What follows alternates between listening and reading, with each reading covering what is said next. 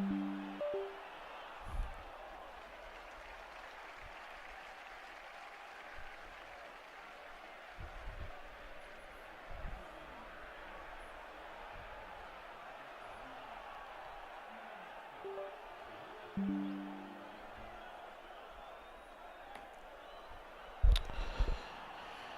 a pleasant good evening, everybody, and welcome to Yolo High Wheelers Baseball via YouTube Live from Boise, Idaho at Memorial Stadium. This is Doug Greenwald.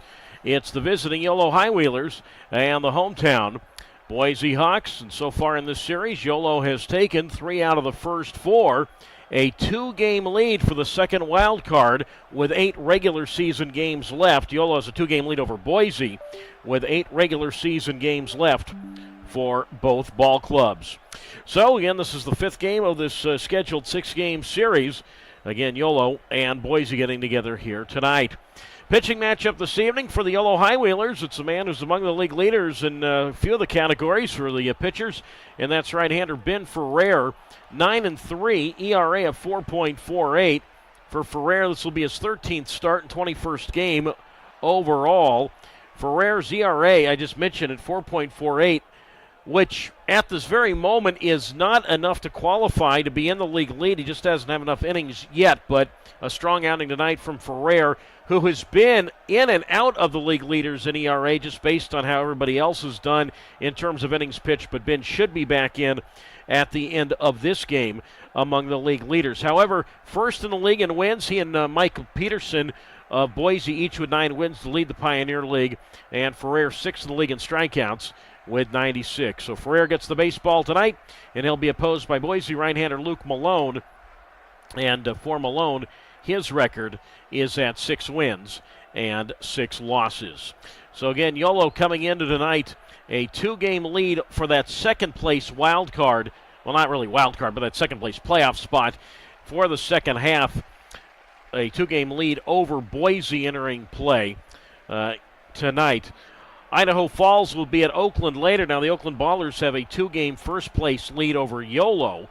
So the High Wheelers, who still have 6 games left in the regular season, coming up starting Tuesday, they'll have 6 games left, all will be in Davis against Oakland, so they have a chance to maybe get to first place after all. But as they say in sports, let's worry about tonight's game. Well, right now we're going to worry about the national anthem. We're going to send it down to the field for, again, the playing of the Star-Spangled Banner.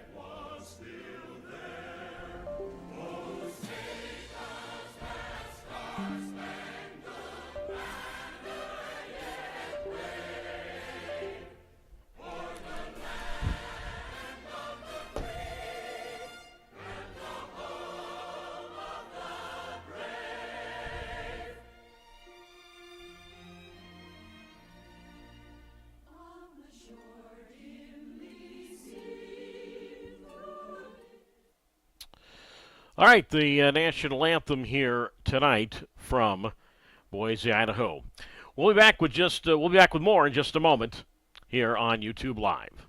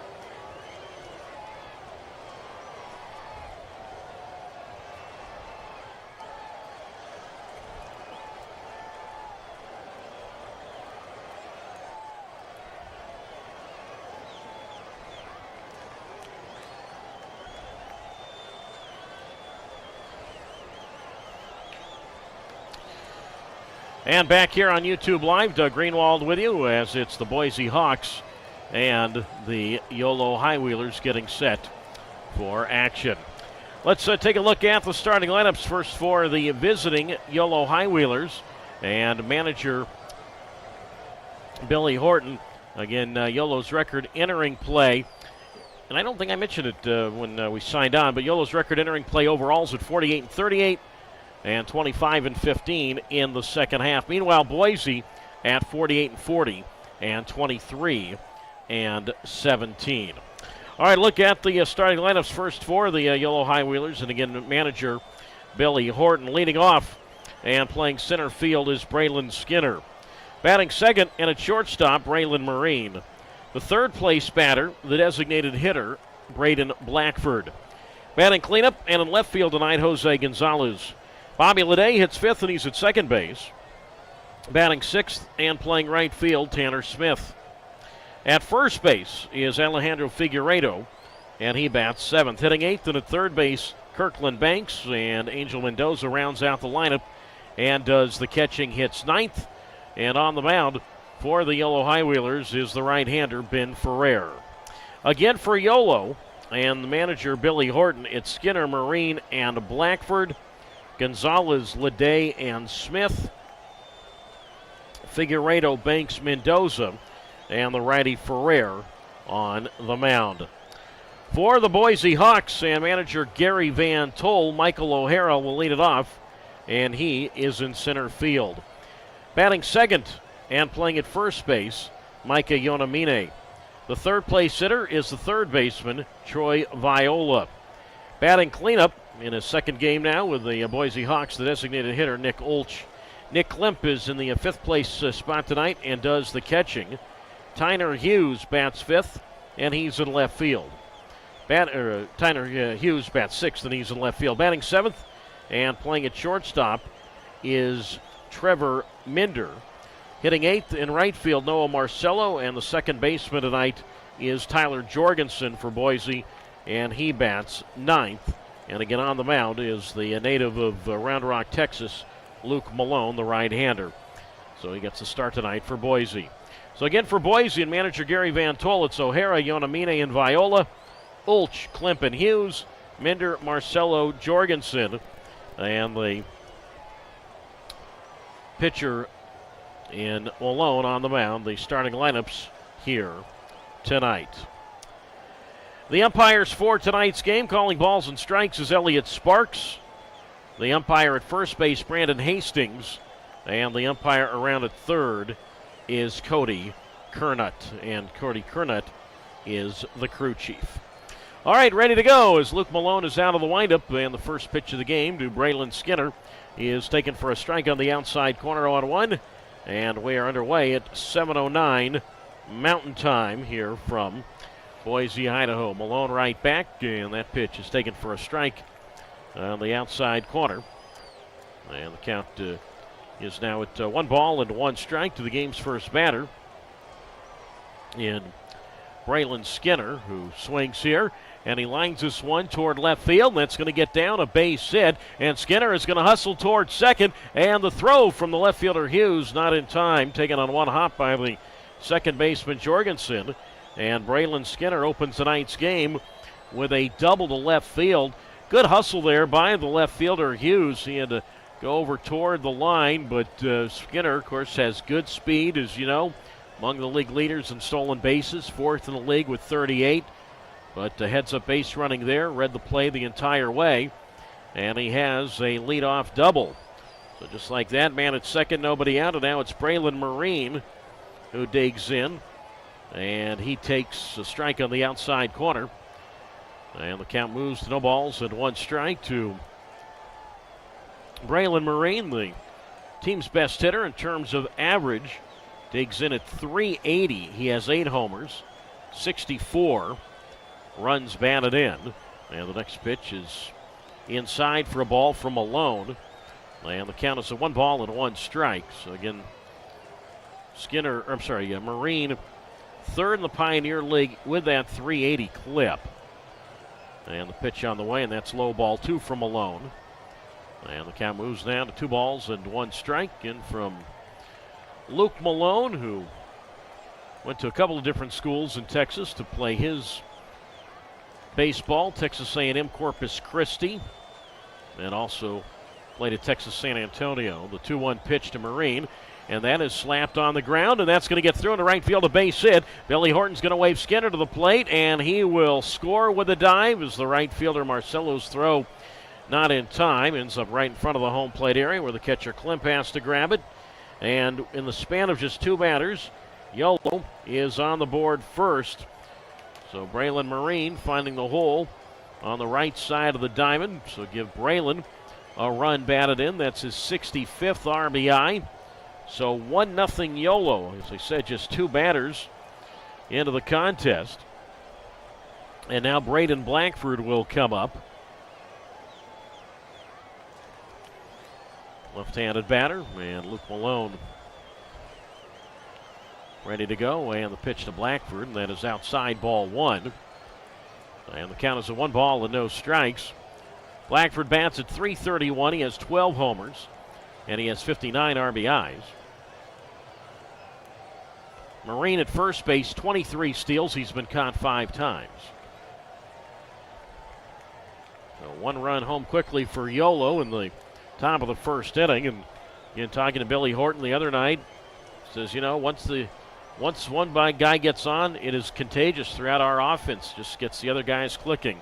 As Blackford takes, and that's up and away. Ball 2 from Malone. And the count's down with 2 balls and 1 strike to Braden Blackford. A couple of singles last night for Blackford, was 2 for 4. Also had an RBI. Marine at first. 2 balls and a strike. And Braden takes, and that's called strike 2 on the outside corner. And the count is now with 2 balls and 2 strikes with a run home for Yolo, top of the first. Malone is 6'3", 215 pounds. He's 25 years old and grew up in Round Rock, Texas. Second year as a member of the Boise Hawks.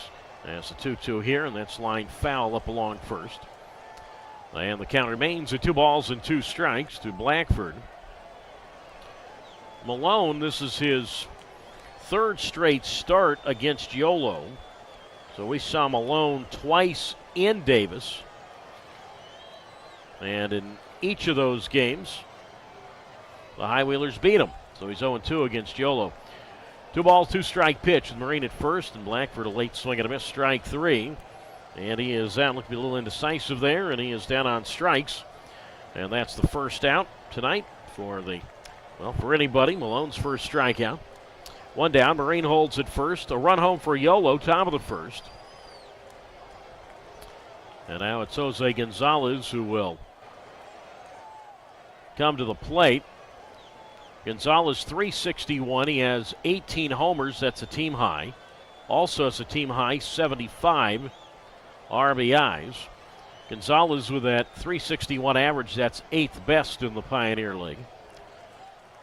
So Marine, the runner at first base. 1-0 Yolo, top of the first. Doug Greenwald with you on YouTube Live. And Malone from the high set, turn, throw over. Yonamine there to take it. Back safely standing up is Marine. Gonzalez, not only that batting average sizzling, but 34 straight games he's reached base safely. And he swings, and he's going to add to it as he drives this one into left center, a base hit. Marine was off on the pitch on the hit and run. Marine gets as far as third as the left fielder Hughes, moving to his left, gets the ball back in towards short. Jose Gonzalez a single. So now 35 consecutive games that he has reached base safely, so he gets that out of the way immediately. By the way, it was actually the center fielder O'Hara who came over and picked up the ball. O'Hara, moving to his right, got to the ball and gets it in towards short, not the left fielder Hughes. So Marine's at third, Gonzalez at first, and now Bobby Leday, who did not play last night, he's got a chance on some first inning damage. A run home for Yolo, and the pitch to Bobby Leday, and that's grounded towards second. That'll get a run in to his left. Jorgensen only has one play, and that's to Yonamine at first. So one second baseman grounds to the other, but Leday drives in Marine. And 2 runs home now here in the first inning for the High Wheelers. Gonzalez moves to second. So give Bobby Leday a run batted in. Leday coming in at .325 with 15 homers and 73 RBIs. So add one to that. Now 74 runs batted in for Leday. So Gonzalez at second, and now Tanner Smith bats. 2 homers last night for Smith, and he takes low ball 1. And the count's at 1 ball and no strikes. Tanner Smith, .291, 13 homers, and he has 49 runs batted in. And the pitch to Tanner, that's up and away, ball 2. So 2 balls and no strikes for Smith. The multi-homer game last night was his second such contest this year. 9th occasion that a high wheeler has had a 2-homer game. Gonzalez at second, and the pitch to Smith, and that is low ball 3. 3 balls, no strikes. 2 runs in for the high wheelers here on the top of the first inning. The high wheelers had a 4-run second last night. It's the first time in this series that the high wheelers have scored in the first inning. As a 3-0 to Smith, and that misses low, ball 4. So he's on base. And now it's first and second for Alejandro Figueiredo, who has not played the last couple of games. So didn't play last night, didn't play the night before. So let's see here. Thursday night was the last game he played. Was 0 for 4 on Tuesday. In fact, Figueiredo actually has only been in 1 game in this series, come to think of it. So he digs in. Figueiredo bats at .297 in 41 Yolo games, 3 homers. Got 24 runs batted in. 2 out, 2 runs in for Yolo, top of the first. Luke Malone's pitch, and Figueiredo swings, and he flies one high in the air towards center field, and back to make the catch right in front of the fence is the center fielder O'Hara. So Figueiredo just missed that one. 390 feet to, or 400, I should say, 400 feet to straightaway center, and Figueiredo hit it about 395 feet. So Yolo, oh so close to a 5-run first, not to get greedy, but they score twice in the first. 2 runs, 3 hits, no errors, and 2 left. After half an inning, Yolo 2 and Boise coming up on YouTube Live.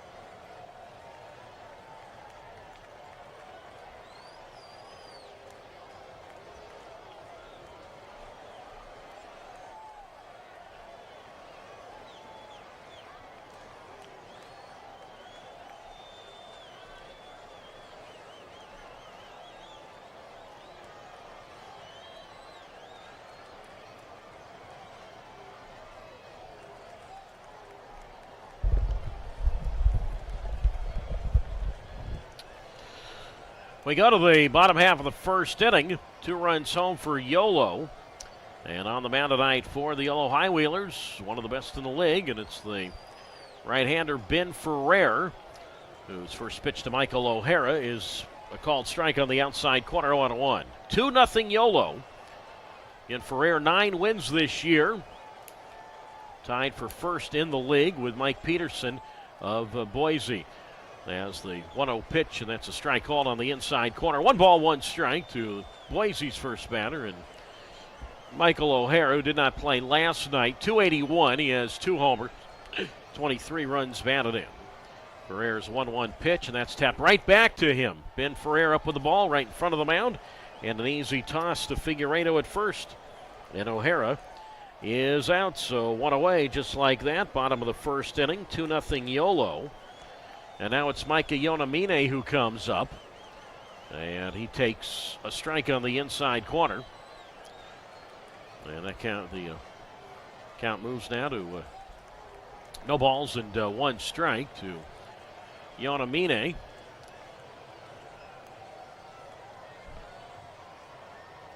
Ferrer back-to-back wins against the Hawks. So this is the 3rd straight time that Ferrer and Luke Malone have opposed each other. The 0-1 pitch, and that's fouled to the plate, strike 2.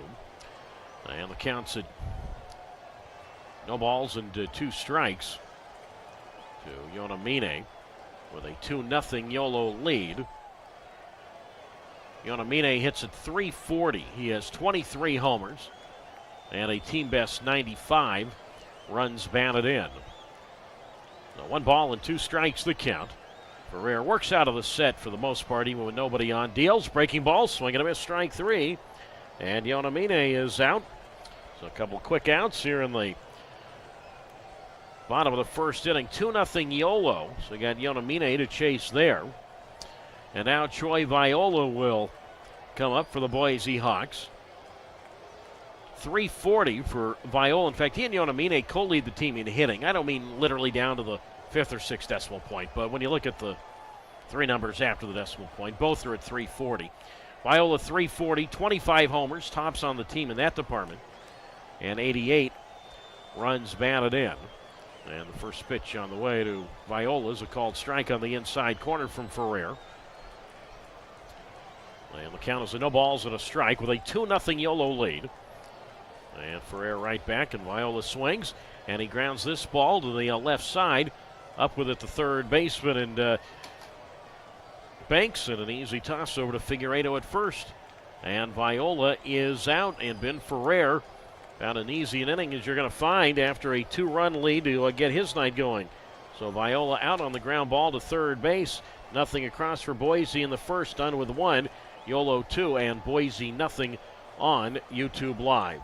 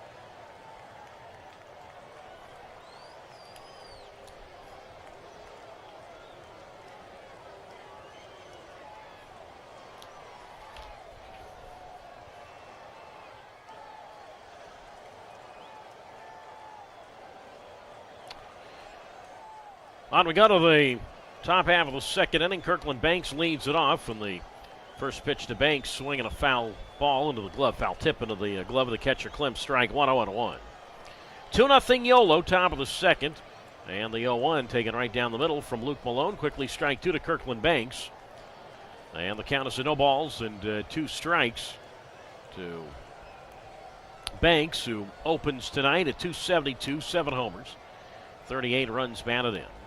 The windup by Malone of the 0-2 pitch. Breaking ball. Strike three. Swing and a miss. Strike three. Pitch was in the dirt. And Banks comes up empty there, and he is out. So Banks strikes out to open the top of the second inning. Second strikeout for Malone. One down, and now it's Angel Mendoza. So Banks, Mendoza, and then the top of the Yolo order for the center fielder Skinner, 8-9-1. 2-0 Yolo. And now the pitch to Mendoza, and that's hit to third base. Right at Viola, grabs the ball right around his white cleats, and he'll throw across to Yonamine at first. And Mendoza is out number two here on the top of inning number two. It is 2-0 Yolo. And now for the second time in as many innings, Yolo will go to the top of its order for the center fielder, Braylon Skinner. By the way, Mendoza coming into tonight at 180 with 3 homers and 23 runs batted in. So 2 out. And now, as I said, second time tonight for Yolo, going to the top of the order for the center fielder. And Braylon Skinner opened the ball game with a double and then scored on the next play when Marine singled to right. And the pitch to Braylon is a strike called on the outside corner. No balls and a strike to Skinner. Again, opening tonight at 294 with 7 homers and 46 runs batted in. Swings here. Ground ball towards second. To his left, Jorgensen diving effort onto the grass but cannot get it. It gets past him and onto the right field. A base hit for Skinner, who's now 2 for 2. So a double and now a single. 4 hits now for the High Wheelers. 2-0 Yolo. Top of the second inning. So 2 out, 1 on, and now it's a shortstop and Braylon Marine. You're going to watch Skinner's speed at first. 4th best in the league in steals, 38 for 50 in steals this year. And now Braylon Marine swings, and he grounds this one right up the middle into center field, a base hit. Skinner will stop at second, and Marine adding to that 380 average, now 2 for 2 tonight. His second single. And just like that, first and second with nobody, first and second. I say just like that. Just like that with 2 out, first and second. And now the designated hitter, Braden Blackford, bats. He's up for the second time. He struck out swinging in the first. So Skinner's at second. Marine is at first. 2-0 Yolo, top of the second. And the pitch to Blackford, and that is low and in, ball 1. And the count is at 1 ball and no strikes to Blackford. As he normally does, wears his gray pants up to the knees, showing the thick black socks, the 1-0. And Blackford swings, and he grounds this ball toward first and past the diving first baseman Yonamine on down the right field side. Skinner will score. Marine on his way home. He will dive in safely. The right fielder, Marcelo, eventually getting that ball toward the line. It's a 2-run, 2-out double for Braden Blackford, and it's 4-0 now Yolo. I thought for a moment Yonamine was going to get to that baseball. He was playing back of the bag, but just missed it, and Blackford has a 2-run double to right field, so 4-0 now High Wheelers. And here is the left fielder, Jose Gonzalez. Blackford RBI 60 and 61. And now it's Gonzalez and Jose, who had a single to left in the first inning, and he takes outside ball 1-0. Third baseman Viola even with the bag and way off the line. Outfield medium depth straight away, and the pitch to Gonzalez, high fastball, swings, doesn't get it. Counts at no balls and 2 strikes. Doug Greenwald with you on YouTube Live. 4-0 Yolo leading Boise. 6 hits now for the High Wheelers. As the pitch to Gonzalez outside ball 1-2. So back-to-back 3-hit innings for the High Wheelers. Now a 4-0 lead against Luke Malone. Gonzalez with that base hit in the first inning, mentioned extending his consecutive on-base streak now to 35 straight games. As the 1-2 pitch is called a ball, but the Hawks are going to challenge that. And it looks like the High Wheelers will win the challenge. So it stays a ball. The count to Gonzalez is a 2-2. 4-0 Yolo. Second inning. Top half and the pitch. Gonzalez swings, hits this one up the middle in the center, a base hit. Billy Horton will hurry Blackford to the plate, and Braden will score easily standing up. It's now 5-0 Yolo. Top half of the second inning, 4 straight 2-out hits. Back-to-back run-producing hits for the High Whalers. So Gonzalez now 2 for 2 tonight, extends his team high in RBIs now to 76. So now a 5-0 Yolo advantage. And here's Bobby Leday 0 for 1, but with an RBI. And Leday takes, and that's a strike on the inside corner. And that moves the needle to no balls and a strike to Bobby Leday. So 5-0 Yolo, top of the second. And the pitch is in the dirt, ball 1.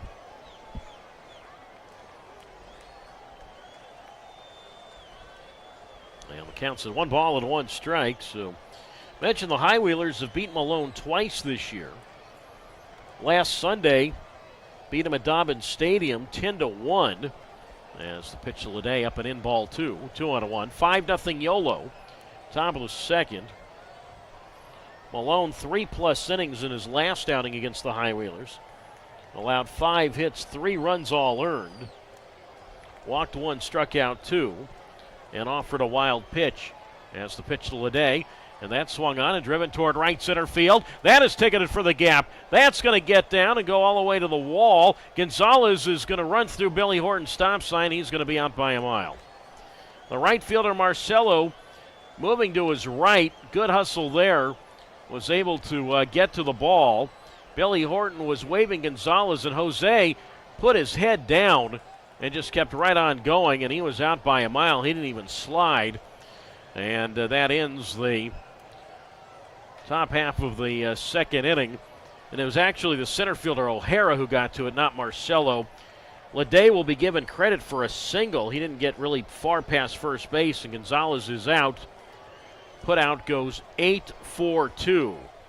The center fielder O'Hara, the second baseman Jorgensen, and the catcher Klimp applying the tag. So single for Leday to right center. 8-4-2 is the putout at the plate. And the High Whalers are done in the second, despite 3 more runs in 5 straight 2-out hits. But 3 runs for Yolo, 5 hits, no errors, and a runner left. After an inning and a half, it's Yolo 5, Boise nothing on YouTube Live.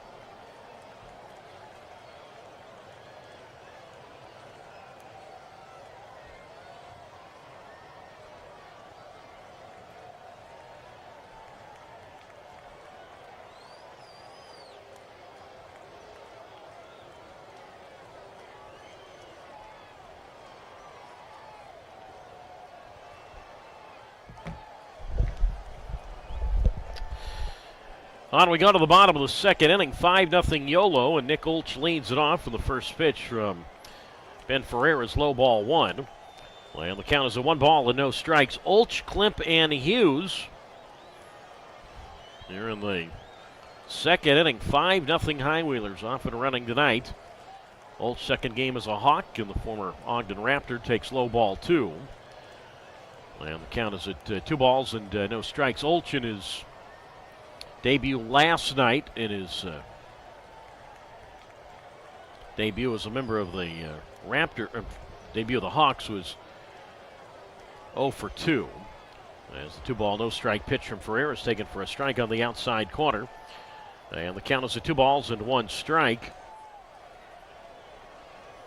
Olch actually was 0 for 3 last night when the walk and a run scored, not 0 for 2. 2 balls and a strike the count. And Ferreira comes home, and Olch swings, and he pops this one up foul left side, strike 2. So 2 balls and 2 strikes the count to Olch. Again, was with Ogden this year. Billings 2 years ago. So he's had some professional experience also in the Pacific Association, which really is funneled into the Pecos League. Was with the Napa Silverados in 2019. As the pitch on the way to Olch, and that's swung on and missed. Strike 3, pitch down and in. And Olch is out. 4 in a row set down by Ferrer to get his night going.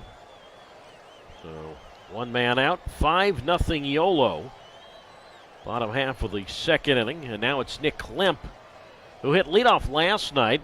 It's really the only game, for the most part, where he has struggled against the High Wheelers. Was 0 for 5 last night, did reach on an error. And the pitch to Klemp, and that's a strike called on the outside corner.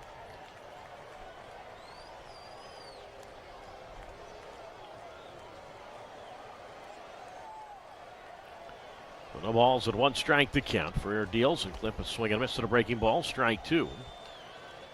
Well, count now at no balls and 2 strikes. To Klemp with a 5-0 Yolo lead. Here in the second inning. And the next pitch to Klemp, and that swung on and lifted high in the air toward left field. To his left, Jose Gonzalez is right there, and he makes the catch. So 2 away now here in the bottom half of the second inning. It is 5-0 Yolo. Doug Greenwald with you on YouTube Live. And now Tyner Hughes will come to the plate. Hughes, a good game last night, was 3 for 4 with 2 doubles, a couple of runs scored, and an RBI. 5-0 Yolo. Bottom half of the second inning from Boise, Idaho. And the pitch on the way to Hughes. Will have to wait. I guess time was called. 5-0 Yolo. Bottom of the second inning. And the first pitch now to Hughes, and that's a called strike taken on the inside corner. And the count is at no balls and 1 strike to Tyner Hughes. 5-0 Yolo. Bottom half of the second, and the next pitch to Hughes. High fastball, swing and a miss, strike 2. And the count now at no balls and 2 strikes. So 0-2 the count. That's Ferrer deals, and that's inside ball 1. 1-2 the count. Third baseman Banks playing just off the bag. And the pitch, Hughes, a swing and a miss. Slider down and away, strike 3. He is out. 2 perfect innings for Ferrer now with 3 strikeouts. On to the third. It is 5-0. Yolo leading Boise on YouTube Live.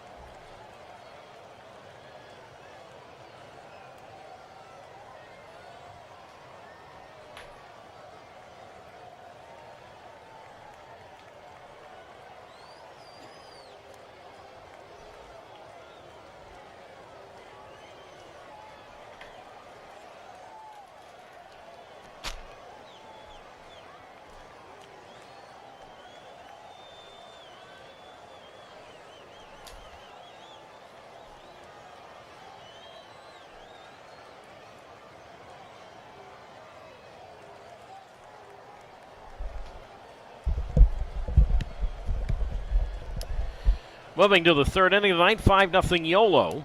And Tanner Smith leads it off for the first pitch from Luke Malone, who's taken for a strike on the outside corner. And the count is 0-1 strike. It'll be Smith, Figueredo, and Banks, 6, 7, and 8. 5-0 High Wheelers, and the pitch from Malone, and that's a strike called on the inside corner. So the count to Tanner Smith's at 0-2. Tanner, he walked in the first inning. Third baseman Viola even with the bag, well off the line. The kick in the 0-2. And Smith goes around, breaking pitch well out of the zone, strike 3. And he is out, third strikeout for Malone.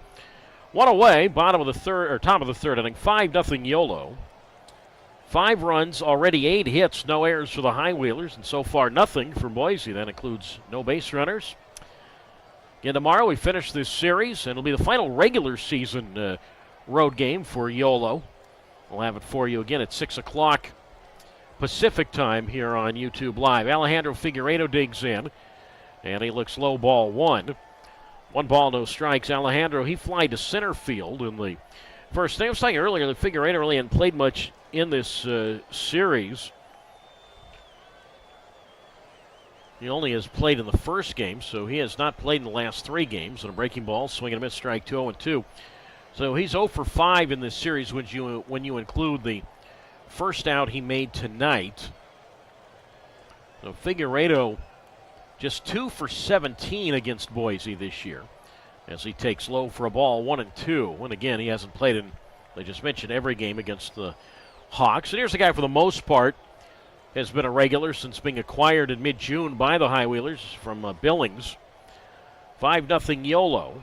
Count is at a ball and 2 strikes. But again, he's struggled a little bit of late. The windup man, the 1-2, and Figueredo fouls into the backstop. 1 ball, 2 strikes. 5-0 High Wheelers lead the Hawks, top of the third.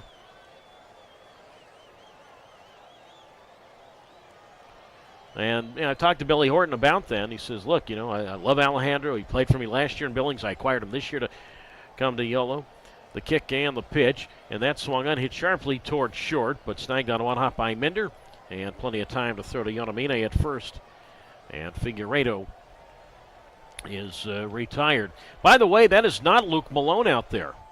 I just noticed and then confirmed it a moment ago. That is Evan Kowalski now pitching for the Boise Hawks. So Kowalski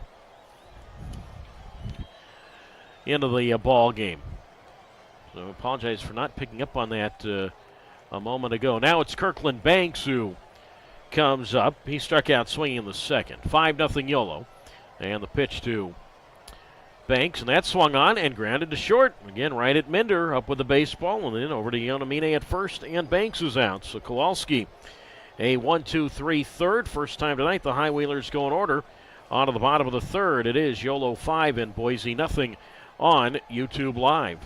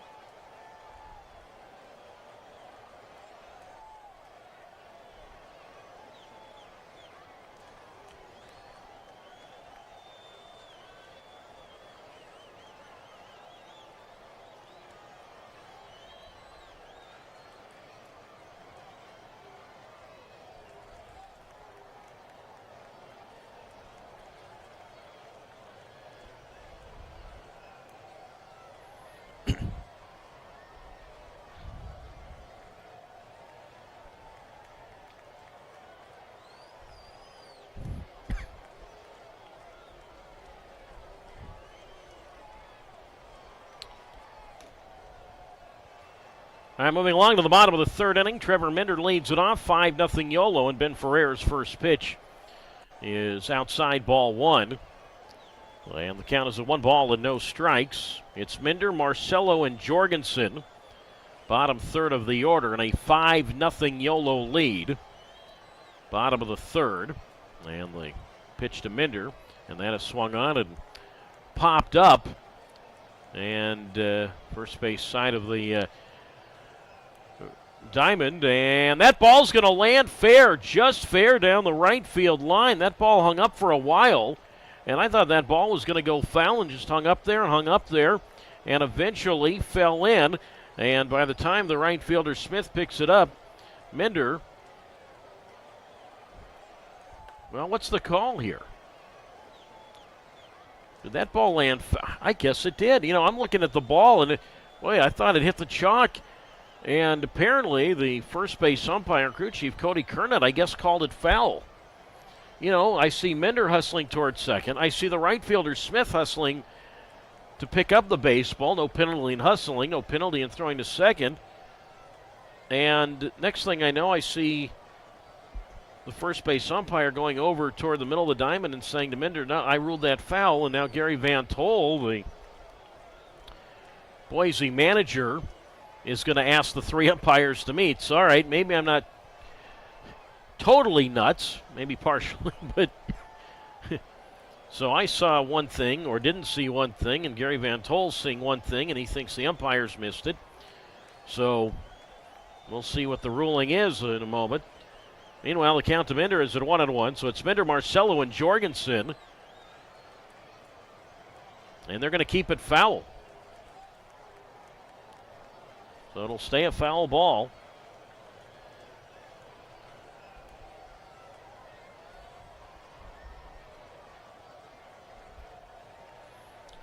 All right, well, take two here, I guess. 1-1 the count from Ben Ferrer. 5-0 Yolo, and Ferrer deals. And Minder takes, and that is low ball 2-1. Mentioned Malone no longer in the game. So Malone, in his prior outing against Yolo, worked 3+ innings. And then he only worked an inning and a third against Yolo back on August 20th. As the pitch to Minder is a called strike on the outside corner, 2-2. So in all three of Malone's starts against Yolo, he has not gone past 3 innings plus. The 2-2 pitch, reach for, Tapper to second base in a few steps, and missing the baseball is Ledet. The ball goes right under his glove and into right field, and that is a textbook error on the second baseman. Ledet just came in. I mean, I don't want to say he nonchalanted it. He didn't. But that really was a routine play. Came in, attempted to glove the ball, and the ball went right under his glove and into right field. And that'll be a clear E4 right there. And the leadoff man is on here in the bottom of the third inning. It is a 5-0 Yolo lead. So a gift base runner right there. Minder at first base. 4 steals. He's not been caught. And now it's Marcello, and he takes low and in, ball 1.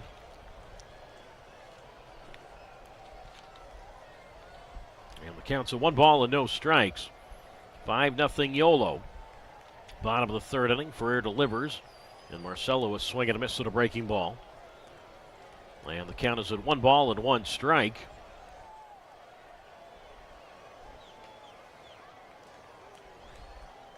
So on a ball that Minder, I guess, should have been safe with a double. That was taken away in a foul ball. On a ball he should have been out, he's at first. That's the way baseball goes. The 1-1 pitch, low and in, ball 2 from Ben Ferrer. 2 balls and 1 strike from Ferrer. Second year in the Pioneer League, was with Glacier last season.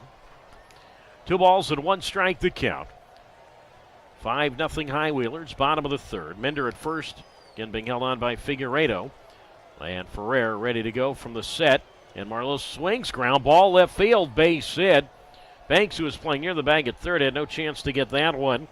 So Minder goes to second. Marcello a single, as the left fielder Gonzalez gets the ball in towards second. And it's first and second with nobody out. Bottom of the third inning, 5-0 Yolo. Marcello entering tonight, 286 with 5 homers and 44 RBIs. And now Tyler Jorgensen comes up. Ferrer capital Ferrer. 24 years old, 5'11", 195 pounds. Grew up in Alpharetta, Georgia, outside of Atlanta. Now Jorgensen, and he takes low ball one. And the count's at 1 ball and no strikes. Ferrer, a four-seam fastball, a cutter, a curveball, and a changeup. Mender's at second, Marcelo's at first. And the pitch on the way to Jorgensen. And that swung on and driven toward left center field. And to his right to make the catch is the center fielder in Braylon Skinner. And out is Jorgensen. So again, that one a little bit of a ride, but held up. So Skinner, the center fielder, again to his right, hauling that one in. So one away, and that does not advance either runner. So in a way, a gift out right there. One down, and now for the second time tonight, Boise will go to the top of its order for the center fielder in Michael O'Hara. And Ferrer's pitch, and O'Hara swings, and he slaps this ball toward short, and it's booted by the shortstop Marine, and there'll be no play anywhere, and everybody is safe. But a tough break there on a play that more than likely was not going to be a double play ball. It just wasn't hit too hard, but really should have had at least an out at second, and instead that'll be a fielder's choice, error 6, error on the shortstop Marine. So Minder goes to third, Marcelo to second, O'Hara now 0 for 2. He is at first base, so 2 errors in this inning. Now have, in a way, set up a bases loaded, 1-out situation. You got the power guys coming up now, and Yonamine and then Viola. And pitching coach Jerome Williams out to settle down Ferrer a little bit, saying, look, man, hey, really, none of this has really been your fault. And you've done a great job of late, and just keep doing that. So now Yonamine bats. He struck out swinging in the first inning. So 5-0 Yolo, but one swing by Yonamine can really, really tighten the screws. As Ferrer delivers from the set, and Yonamine trying just that right there. Grand slam cut and a missed strike one. No balls and a strike. So it's Minder at third, Marcelo at second, and O'Hara at first. 5-0 Yolo. And the next pitch, Yonamine is swinging a miss at a breaking ball, strike 2. So he's quickly behind at no balls and 2 strikes. Now Ferrer able to get a couple of ground balls in this inning. Try and get another one here to get out of this inning. Runners at every base, 1 out. And Ferrer delivers, and Yonamine swings. Ground ball, shortstop. Marine up with it, goes to Lede at second for 1 on to Figueiredo at first. There it is. Inning-ending double play. You ask, you shall receive. 6-4-3 double play. Marine, Lede, Figueiredo. Short second first. Marine certainly atones for that error. And the Hawks do not score in the third. No runs, 1 hit, 2 errors, 2 left. We move to the fourth. 5-0 Yolo leading Boise on YouTube Live.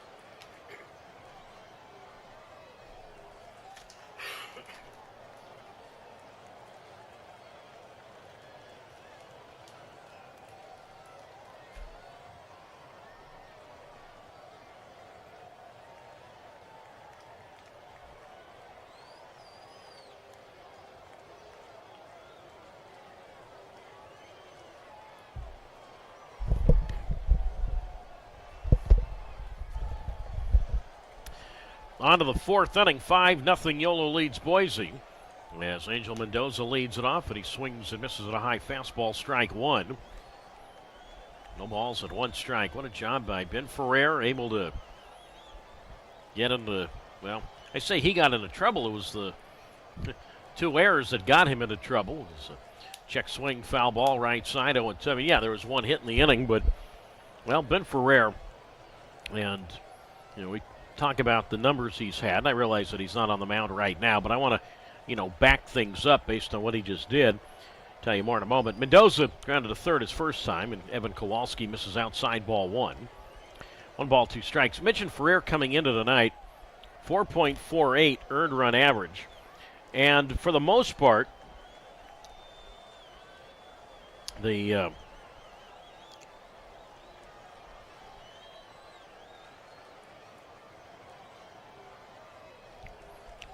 the most part, has been in the top 5 in ERA this year. The kick in, the 1-2 strike pitch on the way from Evan Kowalski to Angel Mendoza. And a curve, swing and a miss, strike three. Chased that one well out of the zone. And he is out. 4 in a row set down by Kowalski since he came into the game in the third inning. We're now in the fourth, top of the fourth. Yolo 5, Boise nothing. And now for the third time tonight, Yolo will go to the top of its order for the center fielder, Braylon Skinner, who swings and rips this one right up the middle and into center, a base hit. So Skinner 3 for 3 now. And obviously, third time he's been on base. He has scored twice. Center fielder O'Hara up with the ball, gets it in towards second. And now Braylon Marine will come to the plate. Top 3 in the order. And I'll even go to the top 4 in the order. Have combined now to go 8 for 9. Skinner 3 for 3, Marine 2 for 2, Blackford 1 for 2, Gonzalez 2 for 2. 9 hits for the High Wheelers, and all the hits are through the top 5 in the order. Skinner, Marine, Blackford, Gonzalez, Leday. 5-0 Yolo, and the pitch, and Skinner takes down, or Marine takes down the middle for a strike. And the count is at ball and a strike. But Ferrer, 4.48 ERA coming in. And again, because he was out of the bullpen for just about the entire first month, once in a while disappears from the top 5 in ERA because of innings qualifications, the 1-1. And Marine swinging a foul to the backstop, strike 2. With the runner at first, Skinner going. 1-2 strikes. 5-0 High Wheelers lead the Hawks, top of the fourth. So because of that, Ferrer will sometimes, as I say, come and go, but he should have enough innings to get back into the top 5 after tonight. The kick on the 1-2 pitch. Strike 3 called, inside corner. And Marine retired for the first time this evening. Third strikeout for Kowalski, 1 out. Skinner at first, again fourth in the league in steals for Skinner with 38 this year. And now it's Braden Blackford, 2-out, 2-run double in that 3-run second. So he is 1 for 2 tonight. But Ferrer, and so far tonight, 3 innings. He's not allowed to walk tonight. He's only given up 6 walks over his last 5 starts, meaning his last 5 starts coming into tonight. It's a span of 32 innings. So now it's Blackford, and Braden takes, and that's inside, ball 1. 1 ball, no strikes. So far tonight, Ferrer has really backed up his numbers. 3 strikeouts for Ferrer. Now he's at 99 strikeouts. So I think most of you math majors can figure out his next strikeout, what number that'll be. Pitch on the way, and that's tapped to first base. Yonamine up with it, and he's right there at the bag to step on first. 3 unassisted, 1 hit, 1 left onto the bottom of the fourth. Yolo 5, Boise nothing on YouTube Live.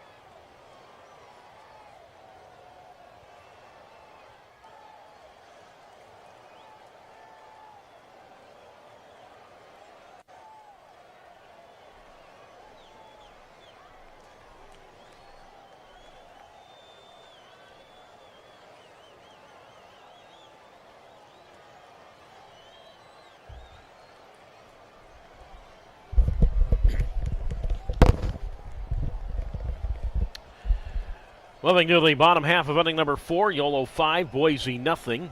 Troy Viola leads it off, and he takes low and in, ball 1-0. Viola, Olch, and Klemp. 3-4-5 to face Ben Ferrer. 5-0 High Wheelers, and the pitch, and Viola takes low, ball 2-0. Doug Greenwald with you on YouTube Live.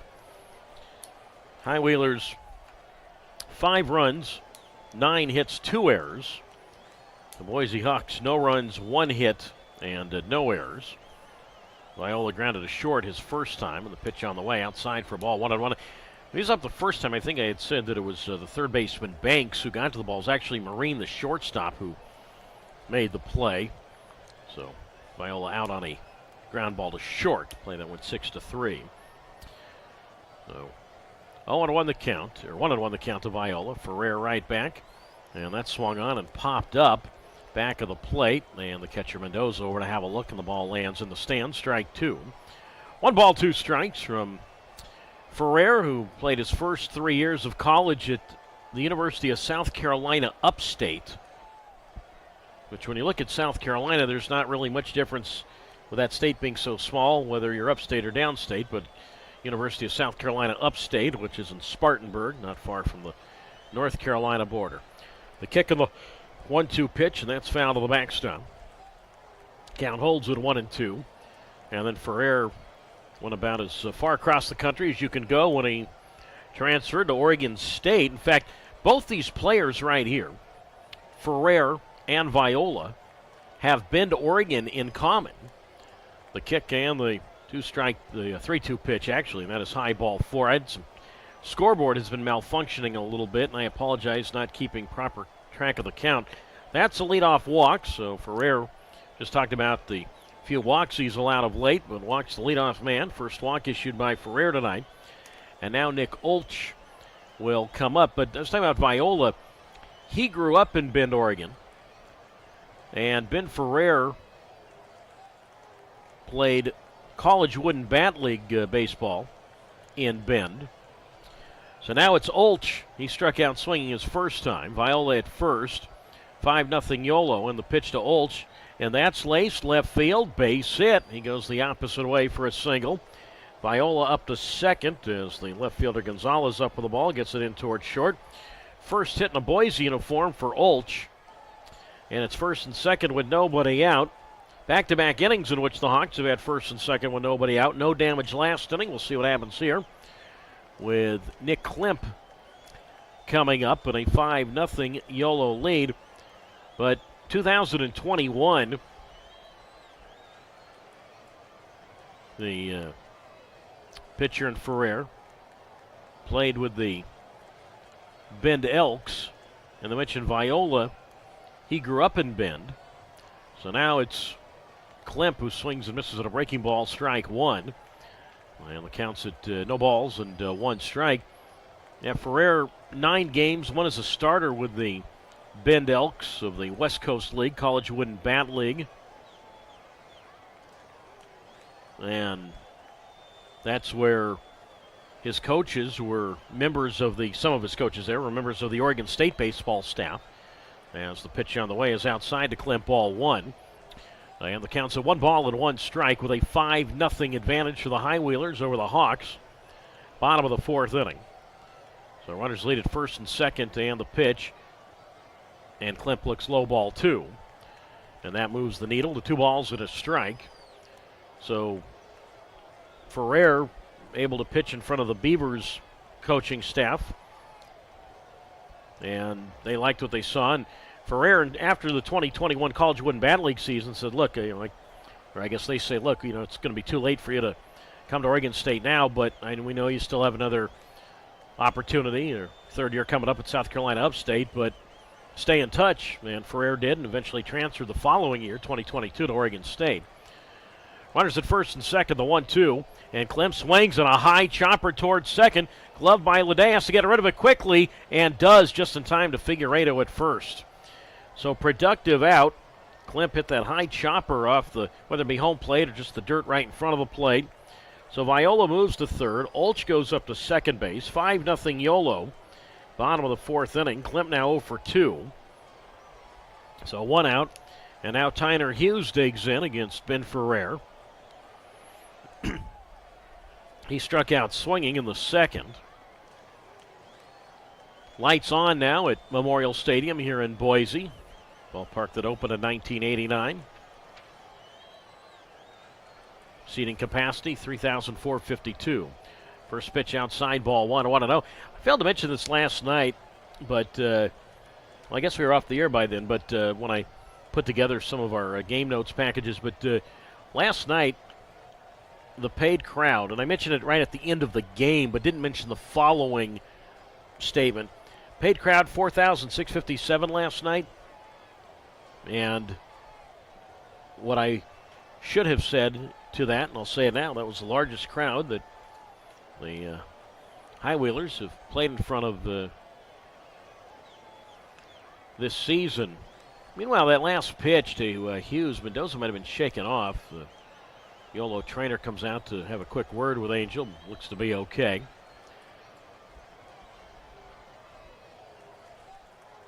And Hughes struck out swinging in the second inning. Infield is back. They'll give up a run here. 5-0 Yolo leading Boise.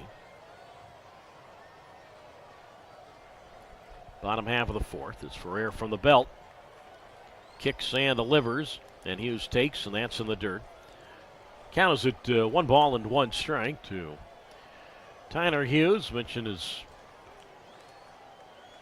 played his college baseball at Cumberland University in Tennessee. Hughes is from Tennessee. Played a couple of seasons for Cumberland and NAIA school, the Cumberland Bulldogs. Hughes' second pro year. As Ferrer delivers, and Hughes goes around to that. Breaking ball misses. And that's strike two. 1-2 strikes. I say second pro year was with West Virginia last year in the MLB Draft League, which we know some of the players for those teams are pros, others aren't. So I don't really know actually if Hughes was on the professional side or still the amateur side, but at least exposed in a way to some professional experience. The 1-2 pitch, and that's low and away, ball two. 2 strikes. It's that league that starts in early June, and then after the draft in July, if those players that started the season there are still there, then they get paid after the draft. Sort of confusing. 5-0 Yolo. Bottom of the fourth. Viola's at third. Olches at second, and the 2-2. And Hughes swings and misses strike three. Breaking ball there gets him. So big strikeout for Ferrer that keeps runners at second and third. Second time Hughes has struck out swinging. And that is the fourth strikeout now for Ben Ferrer. So 2 out. Viola holding at third, Olch at second, and now it's Trevor Minder. He is 0 for 1. Reached on an error in the fielding error by the second baseman Leday to get the bottom of the third going. Outfield medium depth straight away. And Ferrer delivers, and that swung on. Ground ball, shortstop, gobbled up by Marine around his cleats. Throws to Figueiredo at first, and Ben Ferrer works his magic again. Back-to-back innings, first and second, nobody out. Back-to-back innings, nobody scores. 4 innings tonight, Boise has not scored. No runs, 1 hit, no errors, and 2 left. On to the fifth, 5-0 Yolo leading Boise on YouTube Live.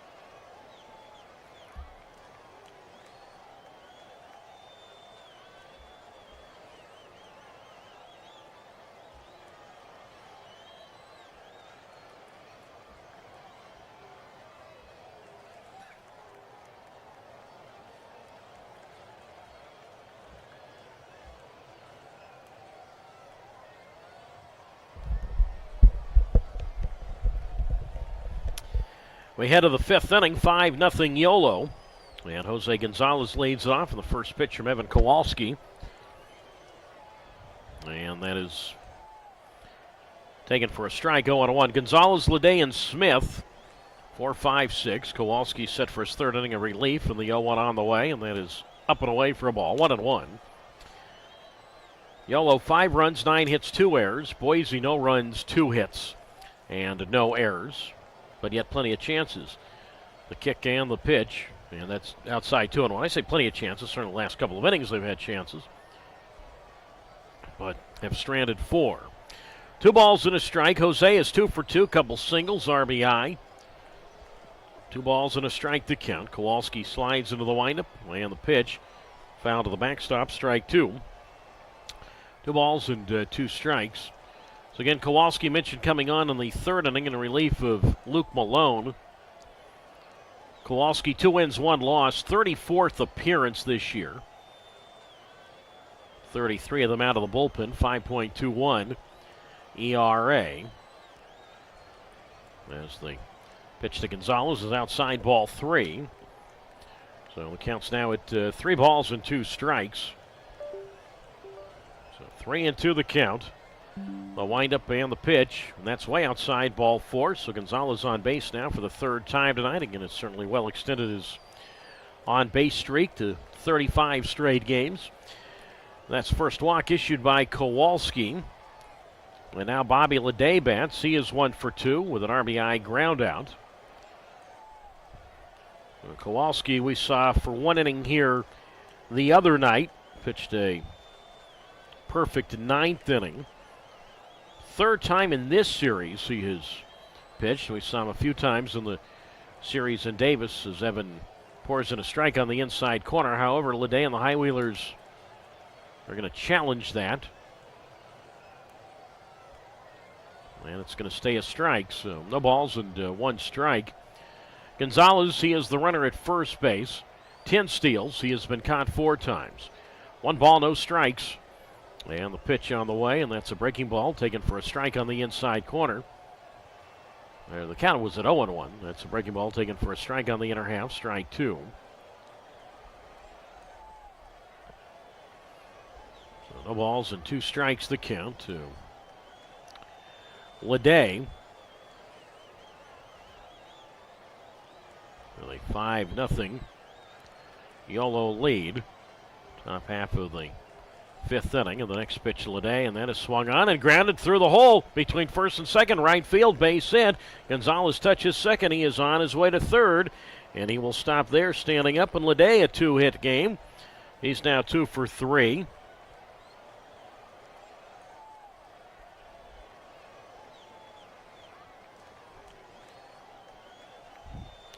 And the High Wheelers now in business, first and third with nobody out. And it's Tanner Smith who bats for the 3rd time. He is 0 for 1, a walk, a strikeout. High Wheelers now up to 10 hits tonight. As the first pitch to Smith is taken for a strike on the inside corner, 0-1. Yolo had 14 hits last night. So Gonzalez at third, Leday is at first. Outfield around to the left, and the pitch, and Smith is swinging a foul to the backstop, strike 2. And the count moves now to no balls and 2 strikes with a 5-0 Yolo advantage. In the High Wheelers, a 2-game lead for second over Boise entering play tonight. Big swing game tonight. Yolo up 5-0 here, top of the 5th. And the 0-2 pitch from Kowalski, and Smith takes outside ball 1-2. If Yolo wins tonight, they will at least, at the very worst, get out of here still with a 2-game lead for that second playoff spot. It's not called the wild card, but the second playoff spot in the Pioneer League. As Leday goes, and the pitch to Smith, a high chopper to third, gloved by Viola. He looks Gonzalez back to third, and he has 1 play, and that's Dionamine at first. And Smith is out. Leday moves up to second base. And it's second and third now for the first baseman, Alejandro Figueiredo, with a 5-0 Yolo lead. In other words, they win tonight, and I know we got a long way to go. I get it. Top of the 5th, 5-0 Yolo. But Yolo would then go to 3 games up over Boise.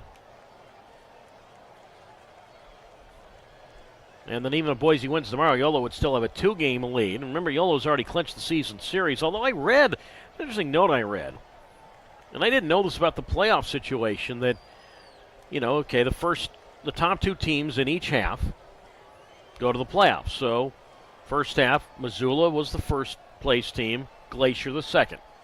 So they're already locked in no matter what happens in the second half to those teams. This half, at the moment, Oakland is 1 and Yolo is 2.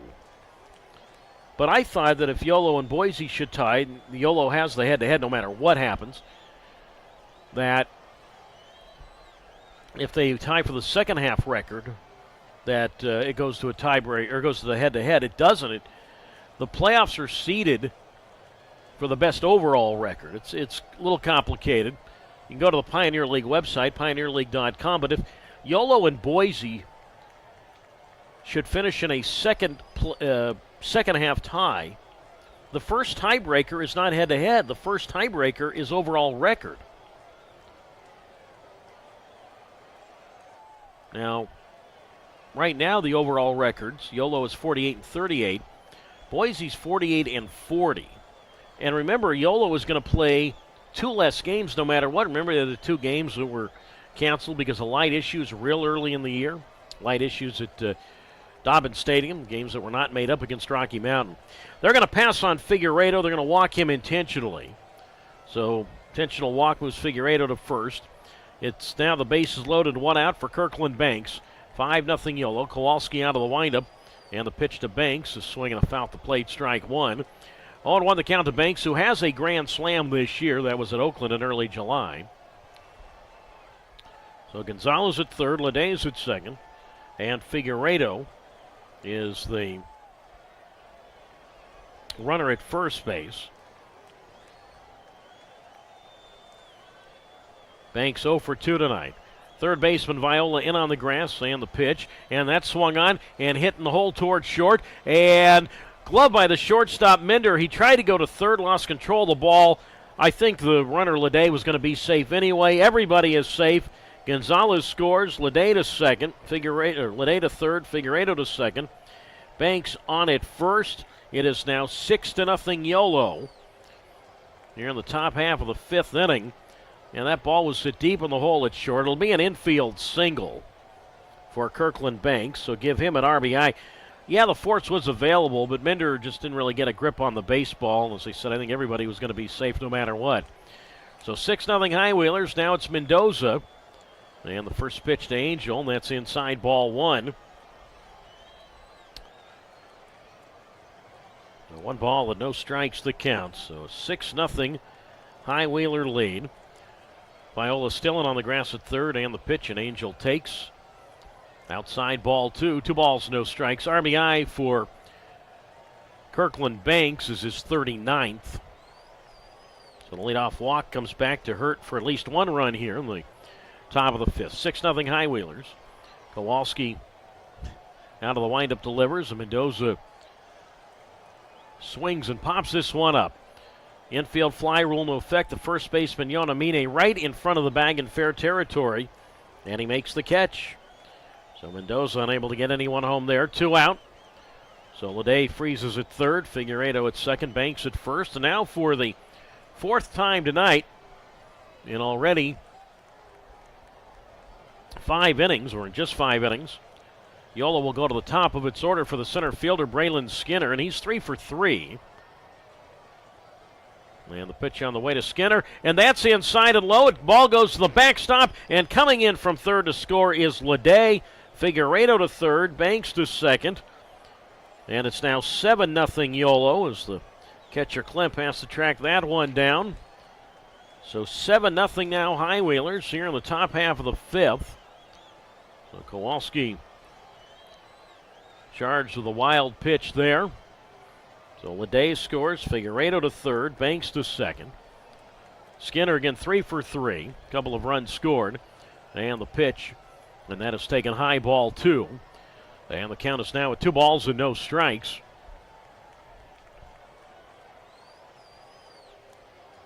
7 runs, 11 hits, 2 errors for Yolo. No runs, 2 hits, no errors for Boise. A windup in the 2-0. And Skinner takes, and that's on the outside corner, strike 1. And the count's at 2 balls and a strike to Skinner. This is his 13th.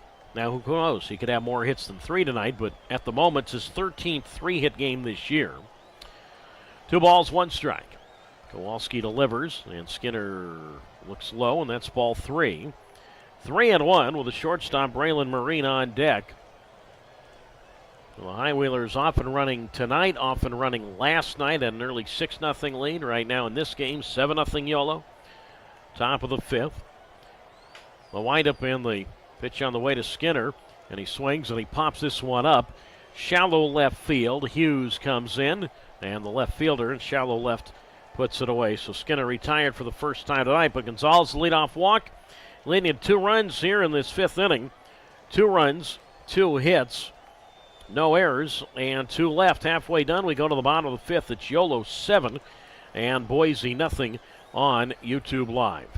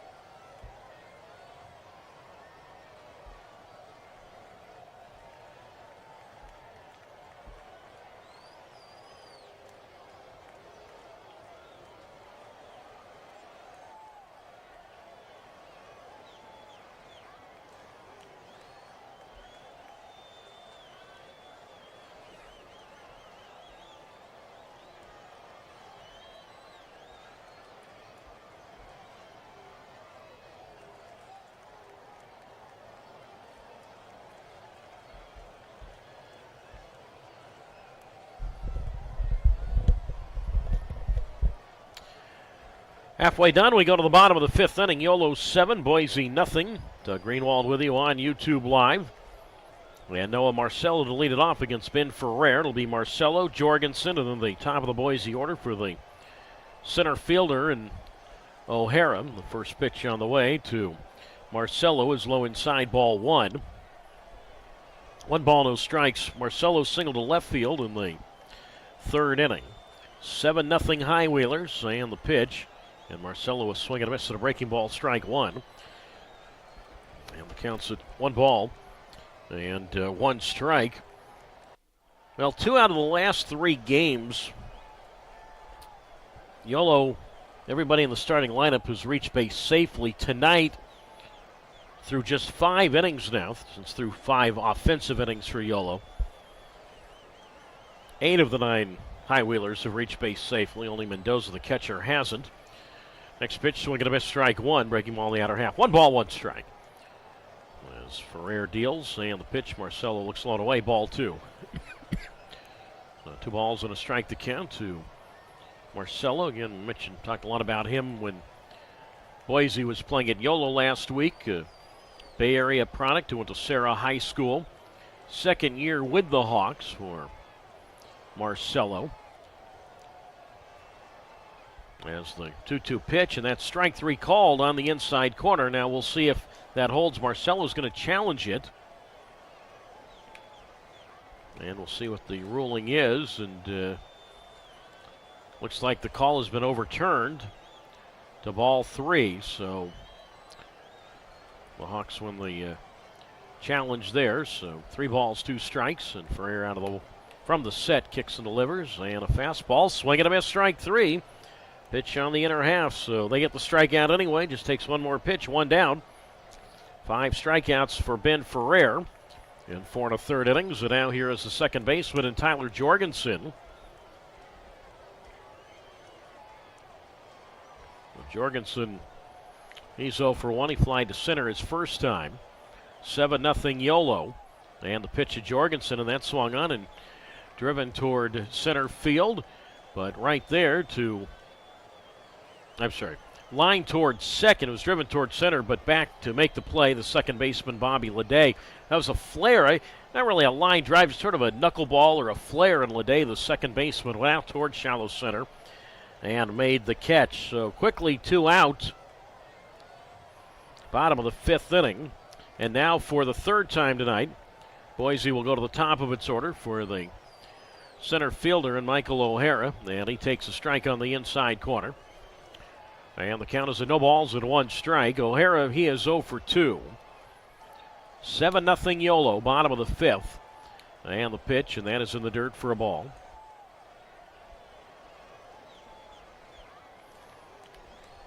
Counts now at 1 ball and 1 strike.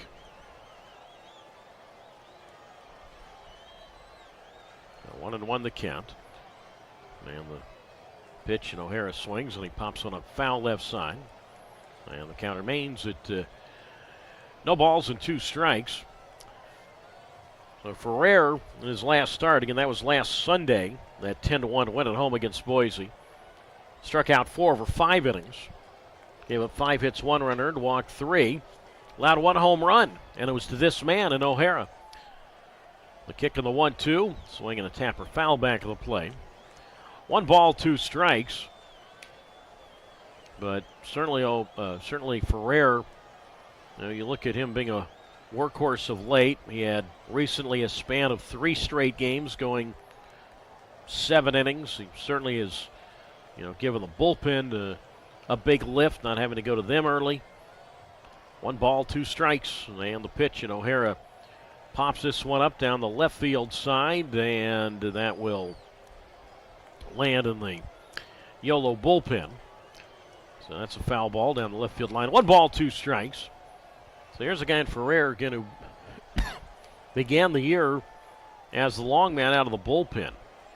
And then when J.C. Ariza went on the injured list back in early June, Ferrer hopped into the rotation.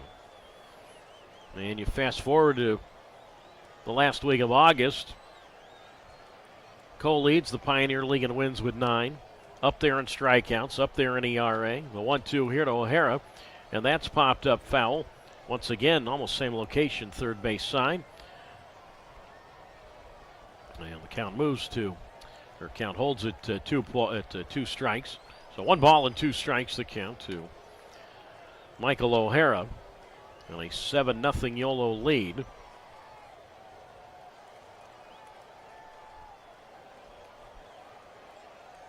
Bottom half of the 5th. O'Hara, who was born in the same town he grew up, Danville, out in the East Bay. And he swings, grounds this one foul up along third. And the count holds at 0-2 to the 23-year-old. And O'Hara, again, the first-year pro in O'Hara, finished his college at Santa Clara after 4 full seasons there. O'Hara grew up an A's fan, understandably, growing up out in the East Bay near Danville. Bottom of the 5th inning here, Yolo 7, Boise nothing. And the 1 ball, 2 strike pitch. And O'Hara swings, and he grounds this one back of first. Grabbed back of the bag by Figueredo, and an underhand toss to the pitcher, Ferrer covering. Retires O'Hara, so Ferrer gets O'Hara. And nice play there, back of the bag by Figueredo. 3-1 on the play there. Nothing across. We go to the 6th. 7-0 Yolo leading Boise on YouTube Live.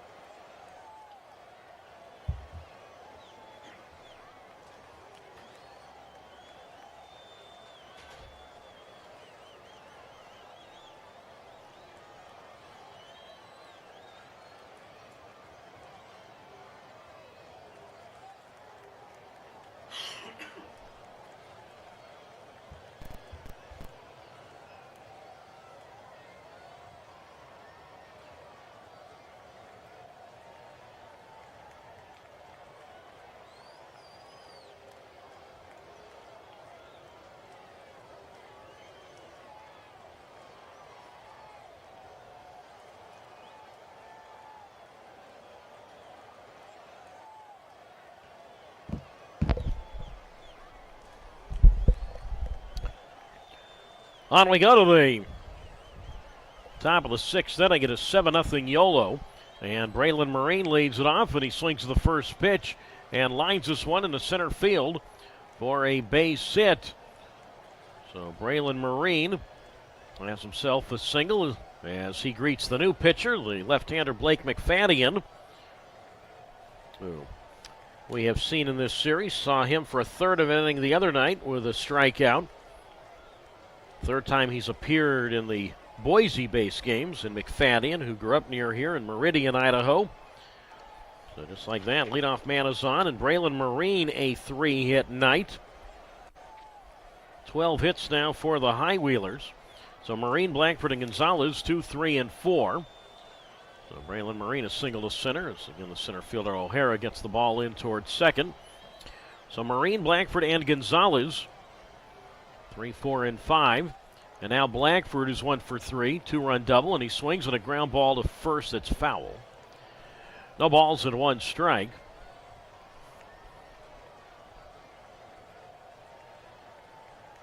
So McFadden is the third Boise pitcher tonight. We already gave you the numbers on Luke Malone, the starter. Kowalski worked 3 innings. Evan Kowalski went to 3 innings, allowed 3 hits, 2 runs, both earned. 2 walks, 1 intentional, 2 strikeouts, and a wild pitch. Turn, throw to first, and Marine is out. He's been picked off. Out with a dive, 1 to 3. The pitcher McFadden into the first baseman Yonamine. So 1 out here in the top of the 6th inning. It is 7-0 Yolo. So much for that. Count to Blackford's at 0-2, and McFadden delivers. And that's up and in ball 1. And the count is at 1 ball and 2 strikes. For McFadden, 1 win, no losses, 33rd appearance all out of the bullpen. ERA is at 3.38 for Blake McFadden. And it went to Northwest Nazarene, a good Division II baseball program, not far from here, just in the Boise area, from in Nampa.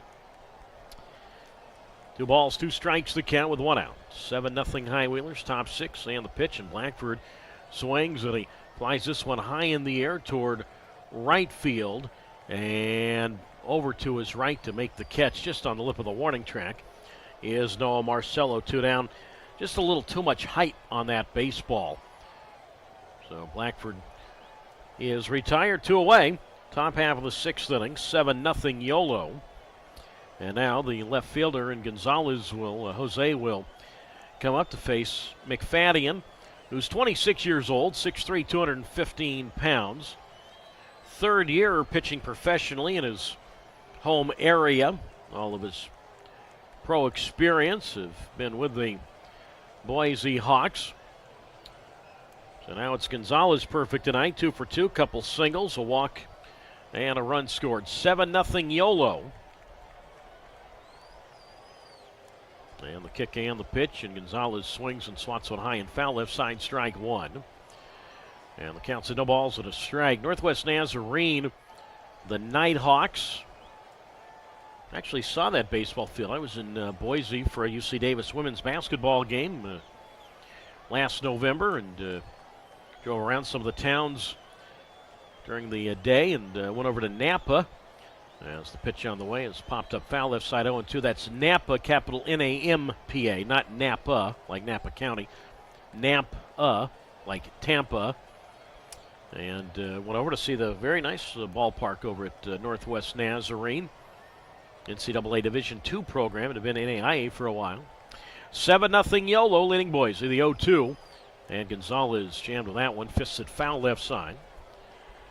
And the count holds at no balls and 2 strikes from Blake McFadden to Jose Gonzalez. 0-2 the count. As Gonzalez got dirt all over that gray uniform, whites Lede waits on deck and the pitch, and Jose swings and goes the other way. Left field, base hit. And now Gonzalez thought about two. The left fielder, Hughes, went to his right to grab the ball. And Gonzalez says, you know what, Hughes' momentum is carrying him to his right. I might try and sneak a double out of this, but holds with a single. So Gonzalez, fourth time he's been on. He is now 3 for 3. Hit number 12 for the Yolo High Wheelers. Actually, hit number 13 now for the High Wheelers. And now it's Bobby Lede's turn. He is 2 for 3. A couple of singles, an RBI, and a run scored. 7-0 High Wheelers, top of the 6th inning. And McFadden delivers, and Lede takes, and that's low and in, ball 1.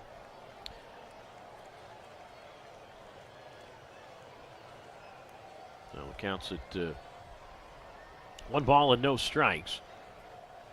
So Bobby Lede. McFadden delivers, and Lede swing and a miss at a breaking ball, and that's strike 1. So 1 ball and 1 strike to count to Lede. Gonzalez at first and the pitch, and Lede swings, and he drives one towards center, but right there to make the catch, the center fielder Michael O'Hara, and Lede is out. 2 hits for the High Wheelers, 1 left on to the bottom of the 6th. Stays 7-0 Yolo, leading Boise on YouTube Live.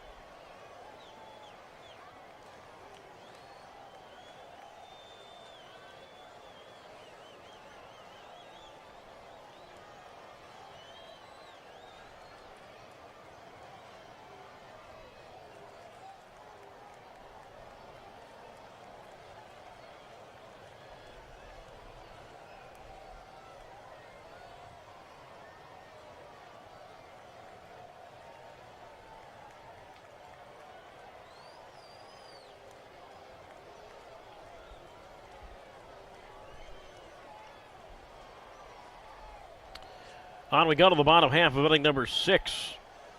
And the lead is 7-0 Yolo. Doug Greenwald with you on YouTube Live. Again tomorrow, same time, Pacific time, 6 o'clock for the first pitch. Or 6 o'clock will start the feed, 6:05 p.m. Pacific time, first pitch. First pitch here to Micah Yonamine from Ben Ferreira's outside, ball 1. And the count is at 1 ball and no strikes. Yonamine, Viola, and Ulch, 2, 3, and 4, and a 7-0 advantage for Yolo as Yonamine takes strike 1 on the inside corner. And the count's at 1 ball and 1 strike. Yonamine has struck out swinging. He's hit into a double play. And the 1 ball, 1 strike offering, and Micah takes, and that is low ball 2. 2 balls and a strike.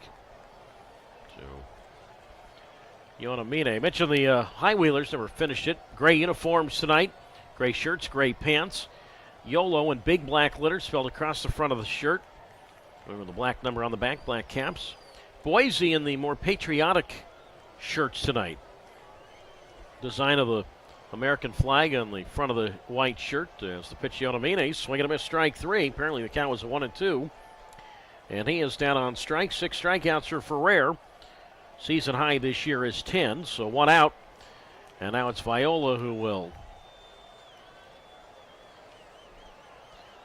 come to the plate. And the High Wheelers up 7-0. Here in the top half of the sixth inning, and the pitch on the way to Viola, and that is low ball one. 1 ball and no strikes.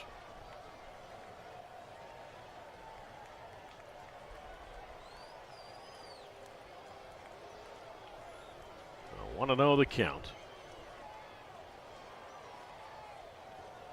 So, Viola, Ferrer comes back, misses outside, ball one. The count is now at 1 ball and 1 strike. Saw earlier this year that the Boise Hawks were going to be, they wore some uniforms this year. It's the pitch to Viola's swing and a high deep drive to left field. Way back and gone. Well out of here to left field for Troy Viola. It is now 7-1 in favor of the High Wheelers. So well out over that 12-foot wall near the scoreboard in left center. Little doubt about that one for the powerful Viola. So now 7-1 in favor of Yolo. Home run for Viola this season is his team high 26th. It's his 89th run batted in. So now it's Nick Olch, and he swings, and the pitch here is grounded toward third. Charged by the third baseman Banks, and his low throw is dug out by Figueredo. Not a great throw there, but Figueredo, nice play. So 2 out, bottom of the sixth inning. Yolo 7 and Boise 1. So Viola, a couple of home runs against Yolo now. This one not all that damaging. It's a solo homer. Yolo still has a 6-run lead. The other homer Viola hit, which was a week ago today, and Boise's only win in Davis, that was very damaging. That was a 3-run homer with 2 out and 2 strikes in the top of the ninth, which made the Boise lead jump from 2 to 5. So if you're going to allow a home run to Viola, you might as well do it in this fashion. Now it's Nick Klimp. He is 0 for 2 tonight. And Ben Ferrer's pitch, and Klimp takes low ball 1-0. Earlier in the year, including this series, the Boise Hawks were the Boise Baconators, a sponsor done by Wendy's, hence the Baconator burger. And the Hawks were played as the Boise Baconators. So that was, as I said earlier in the series, their alternate name. But the uniform tonight, I think I had said it was more of a patriotic uniform. It's not really a patriotic uniform. Meanwhile, the count to Klimp is at 1 ball and 1 strike. He's 0 for 2, and the pitch on the way outside, ball 2. So 2 balls and 1 strike the count. I'm not really sure what the jersey logo is on this one. Kind of tough to tell as Klimp swings and misses strike 2. And the count now at 2 balls and 2 strikes. But it's white pants. It's a white shirt. And there's like a splash of blue that spells Hawks on the front. I'll try and find out between innings. 7-1 Yolo and the pitch, and Klimp a tapper foul up along third. And the count remains at 2 balls and 2 strikes.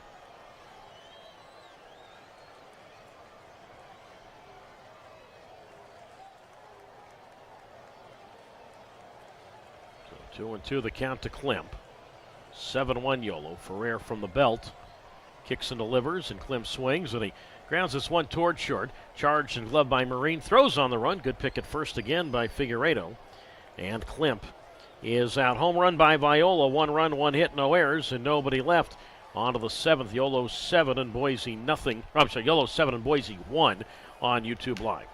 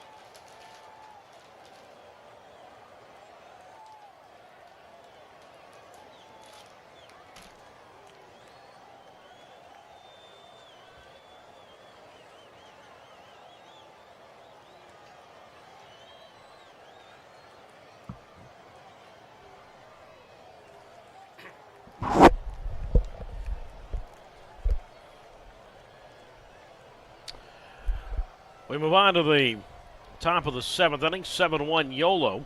And Tanner Smith leads it off, and he swings to the first pitch and lines this one into left field for a base hit against the new Boise pitcher. Hardly time to introduce Blake Whiting, the new Boise pitcher. So Tanner Smith, a single to left. He's now 1 for 3. So it's Smith, Figueredo, and Banks. 6, 7, and 8. Top half of the 7th inning. Yolo 7, Boise 1. Doug Greenwald with you on YouTube Live. So Smith a single. Now Figueredo bats. He's 0 for 2. He's been walked intentionally. And the pitch on the way, and that's inside, ball 1. And the count is at no balls and 1 strike to Figueredo. So Whiting is the 4th pitcher tonight for the Boise Hawks. And the pitch on the way, Alejandro foul to the backstop. And the count is at 1 ball and 1 strike. So Blake McFadden tonight for Boise. 1 inning, 2 hits, and all zeros after that. So now Whiting has had some time in the Brewers system, including this year. Low A Carolina League with Zebulon. The 1-1. And a breaking ball is a strike called on the inside corner. 1-2. All right, the jerseys tonight, I checked between innings. The jerseys this evening for Boise honoring St. Luke's Hospital in Boise. So it's the white pants, but the blue design is honoring St. Luke's Hospital. So we thank the Hawk staff for letting us know that. The 1-2 pitch, and Figueredo foul tips this one into the glove of the catcher, Clem. Strike 3, and he is out. Chase that one well out of the zone. First strikeout for Whiting. 1 down. Top of the 7th inning. Yolo 7 and Boise 1. Smith holds at first, and now here is the third baseman in Kirkland Banks to face Boone Whiting.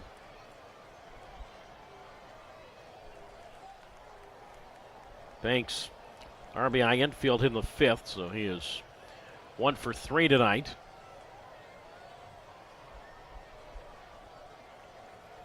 And the first pitch to Banks is outside, ball 1.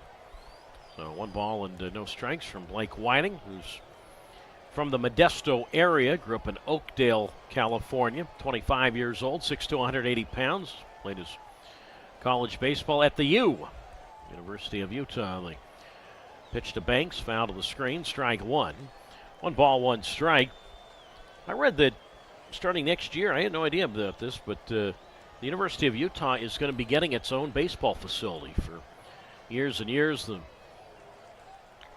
University of Utah Utes shared the Salt Lake Bees Stadium, Smith's Ballpark, near downtown Salt Lake, and the Salt Lake Bees, they're moving out of that stadium and going to a new stadium next year out in the suburbs, out toward South Jordan, Utah. The 1-1 to Banks, and he flies this one toward shortstop, and sort of a jam shot to his left to shortstop. Minder almost back in the second base bag, makes the catch. Banks reached out almost like he was waving a magic wand, but no magic there. So Banks is out, and that RBI infield hit in the 5th.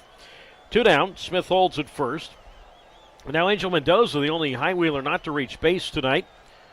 Chance to do so here. He is 0 for 3. Banks last night, or Mendoza last night, a double and a triple. Both his triples this year have come against Boise. And the first pitch to Angel is inside, ball 1. And the count's at 1 ball and no strikes, with Yolo leading Boise 7-1. Top of the 7th inning. And Whiting from the set delivers, and that's a strike called on the outside corner. Now the count moves now to 1 ball and 1 strike. So 1-1 the count. 7-1 high wheelers. Whiting deals, and that's low ball 2. So 2 balls and 1 strike. The numbers for Whiting this season, and he joined the Hawks midway through. No wins, no losses, 15th appearance, all out of the bullpen. 3.77 earned run average. Mentioned his brother Boone, pitched in the Cardinals system. I remember seeing Boone when he was at AAA Memphis. The 1-2 on the way to Mendoza. Drives one foul right side. 1 ball, 2 strikes. 7-1 Yolo over Boise. Top of the 7th. And Boone, I remember, and I know I mentioned this last week, but those of you not with us, remember seeing his brother pitch in Centenary College when it was a Division I program back in Shreveport quite a few years ago. The 1-2 on the way, and that's way up and away, ball 2. And now taking off for second is Smith in the throw down, and he is out with a slide. Delayed steal attempt there, and Tanner Smith is caught stealing, and that completes the top half of the 7th inning. So Smith thrown out trying to steal for the 4th time this year. So 2-4 on the caught stealing there. The catcher clipped to the second baseman Jorgensen. 1 hit, nobody left. Stretch time from Boise, Idaho. We go to the bottom of the 7th. Yolo 7 and Boise 1 on YouTube Live.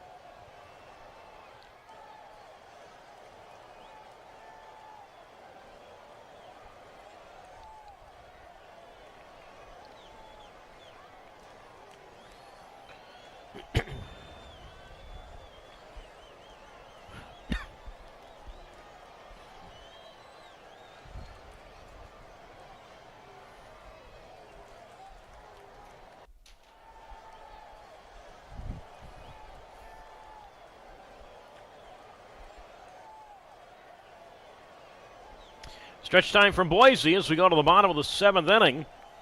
It is 7-1 Yolo.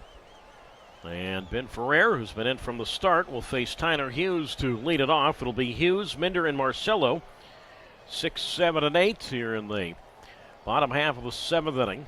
And a 7-1 advantage for the Yolo High Wheelers. As the first pitch on the way to Hughes is a called strike on the inside corner. No balls and 1 strike. Hughes 0 for 2. He has struck out swinging twice. Ferrer with 6 strikeouts through now 6+ innings. As the 0-1 pitch is high, ball 1. And the count's now at 1 ball and 1 strike to Hughes. 7-1 Yolo. As the 1-1, and that's up and in, ball 2. So 2 balls and a strike. Left fielder Hughes, a guy who could really play all over. I'll tell you more in a moment about that. The 2-1 pitch. Ferrer kicks and delivers, and that's down the middle, strike 2. So 2 balls, 2 strikes. Hughes is the backup catcher. As the Ferrer deals the 2-2, and that swung on and missed, strike 3. And Hughes is down on strikes for the 3rd time tonight. So 1 away, and now it's Trevor Minder who bats. So quick first out, essentially 5 pitches as the pitch to Minder. Low and in. Low and in, called a strike though. And Minder's probably thinking the same thing I am. It was low and in, and Minder's saying, I like that challenged. And we'll see what the call is, and they're going to keep it a strike. So counts at 1 ball and 1 strike to count to Minder, who's 0 for 2 tonight. And the next pitch, and that's outside ball, 2-2-1. But anyway, we saw briefly in Davis, one of the other catchers by the name of Sanford, last name is Sanford, as the 2-1 on the way. Big swing and a miss, strike 2, 2-2. And Sanford was placed on the injured list, so Hughes really becomes the backup catcher now. So they really have to keep him in the game, not that he's injured necessarily. Carter Sanford is was the other catcher as the pitch up and in, ball 2. So count now is at 2 balls and 2 strikes to Minder. So 2-2 the count. 7-1 Yolo, bottom of the 7th, and the pitch. And Minder swings and a ground ball to shortstop. Grabbed by Marine. Up with the baseball. They'll throw to Figueiredo at first. And out at first is Minder. So twice tonight he's grounded to his counterpart in Braylon Marine. 1 down. Here, or 2 down, I should say, in the bottom of the 7th inning. 7-1 Yolo, and now it's Noah Marcello, and he takes outside ball 1 from Ben Ferrer. 1-0 the count. And the next pitch to Marcello down the middle, strike 1, 1-1. So Tyler Hughes really becomes that sort of emergency catcher, but really the only other catcher right now. That's why Klimp, here we are 9 games now into, or sorry, 11 games into, I say this series, the prior 6 in Davis, now soon to be the 6th year. 11 straight games, and Klimp's caught every one of them as a starter. Swing here, and a ground ball deep in the hole at short. Grab by Marine. Long throw across. Good stretch by Figueiredo. And out at first is Marcello. Good play on both ends. Marine to go deep in the hole at short. And Figueiredo with the stretch. And a perfect 7th for Ben Ferrer tonight. 7 more strong innings tonight for the league leader in wins. Tied for the league lead with 9. Nothing across. We go to the 8th. 7-1, Yolo leads Boise on YouTube Live.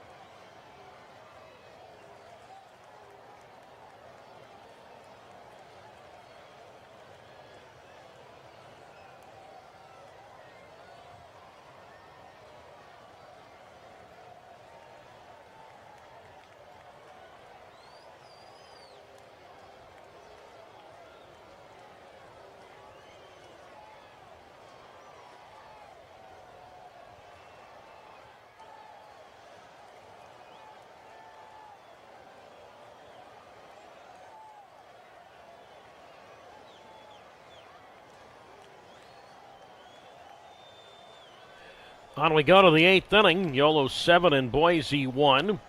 Doug Greenwald with you on YouTube Live.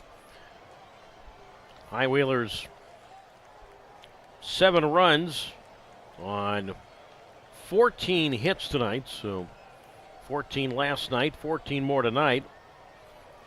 So 7 runs, 14 hits, 2 errors. Boise 1 run, 3 hits, and no errors. And it'll be Connor Butler to come on and do the pitching for the Boise Hawks. He is the 5th Boise pitcher tonight, and Angel Mendoza to lead it off. So it'll be Mendoza, the number 9 batter. Then after that, the top of the order for Skinner and Marine. So 9-1-2. 7-1 Yolo. Well, the first pitch on the way to Mendoza, high ball 1. 1 ball, no strikes. Blake Whiting tonight for Boise worked 1 inning, allowed 1 hit, and struck out 1. So 7-1 Yolo, top half of the 8th. The win here tonight for Yolo. They'd be in 3 games up over Boise for that second playoff spot as Butler misses up and away to Mendoza. And the count's now 2 balls and no strikes. So Angel, when he was last up, was facing Blake Whiting, and then Smith was caught stealing in the 7th. So Mendoza leads off the 8th, facing another pitcher. As the 2-1 pitch from Butler. Fastball swing and a miss, strike 2. 2 balls and 2 strikes, so they'd have a 2-game, and they'd go to a 3-game lead over Boise for second place, with then 7 games left in the regular season. Again, Yolo starts the last regular season series against Oakland coming up Tuesday. The 2-1 pitch, and that is a strike called on the inside corner. So 2 balls and 2 strikes the count.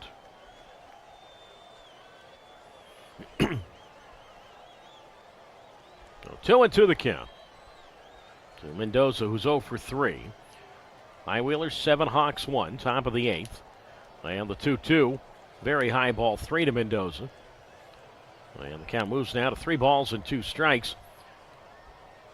So come out, support the club. Playoff push coming up at Dobbins Stadium starting next Tuesday. So 3 balls and 2 strikes the count to Mendoza. We'll give you the game times for all of those in a moment. But nevertheless, it should be a fun final week at the ballpark in the regular season. 3-2 here to Angel, and that's popped up down the right field side, and that will reach the seats. So 3 balls and 2 strikes the count.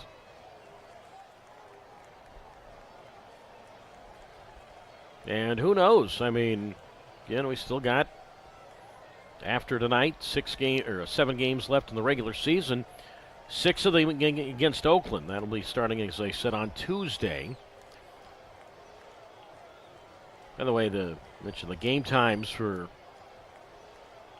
that series against Oakland: 4 o'clock Tuesday, 4 o'clock Wednesday, 4 o'clock Thursday, 4 o'clock Friday. 105 Saturday, 105 Sunday to end the regular season. 3-2 pitch to Mendoza. That's outside, ball 4. So now for the 3rd time in the last 4 games, all of the High Wheelers in the starting lineup have reached base safely now that Mendoza is on. And for the 5th time tonight, Yolo will go to the top of its order for the center fielder, Braylon Skinner. 7-1, Yolo leading Boise. Top of the 8th inning. Doug Greenwald with you on YouTube Live. So now Skinner bats. He is 3 for 4. 2 singles, 2 runs scored, a double. And he swings here, and he drives this one into center field, a base hit. He's got a 4-hit game, a line drive to center. Ball played on 1 hop by the center fielder O'Hara. Mendoza to second. And Skinner now 4 for 5 tonight. And it's 1st and 2nd with nobody out. 15 hits now for the High Wheelers to go along with a 7-1 lead. So Braylon Skinner, it's his second 4-hit game this year. The other one he had was August 3rd at Rocky Mountain. So between Skinner and Marine, the top 2 hitters on the High Wheelers order, they've combined for 7 hits tonight. They're combined 7 for 9. And now Marine would like to match Skinner in that hit department. So Mendoza's at second, Skinner's at first, and Braylon Marine looks low and in from Connor Butler, ball 1. So the count is at 1 ball and no strikes. Connor Butler, 0-1 this year, 17th game, all out of the bullpen. ERA is at 4.22 for Connor Butler. And we've seen a few times over the last now a couple of weeks. Butler a brief time in the Red Sox system. So Mendoza's at second. Skinner is at first. 1 ball, no strikes the count. Yolo 7, Boise 1. Top of the 8th inning from Memorial Stadium in Boise, and the pitch, and that's up and away, ball 2. 2 balls, no strikes. Of course, it is possible that, the 6 games left between the High Wheelers and Ballers this year might not be the only games remaining this year between those two. It's possible those two teams could get together in the playoffs. The kick in the 2-0, and that's up and away, ball 3. So the count's now at 3 balls and no strikes with a 7-1 Yolo lead over Boise.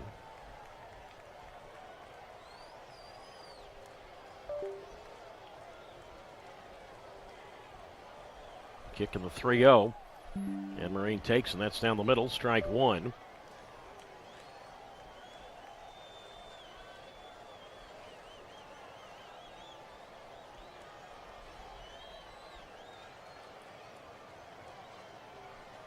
Three balls and 1 strike to count.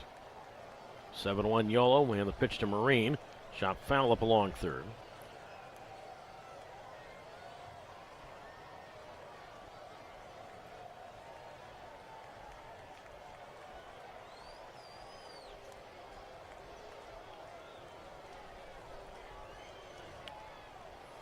So 3 balls and 2 strikes the count.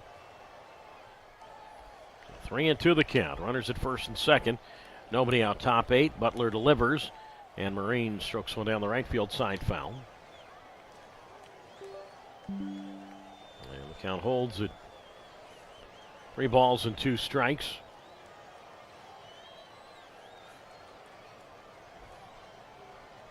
So, yeah, we could see the Ballers again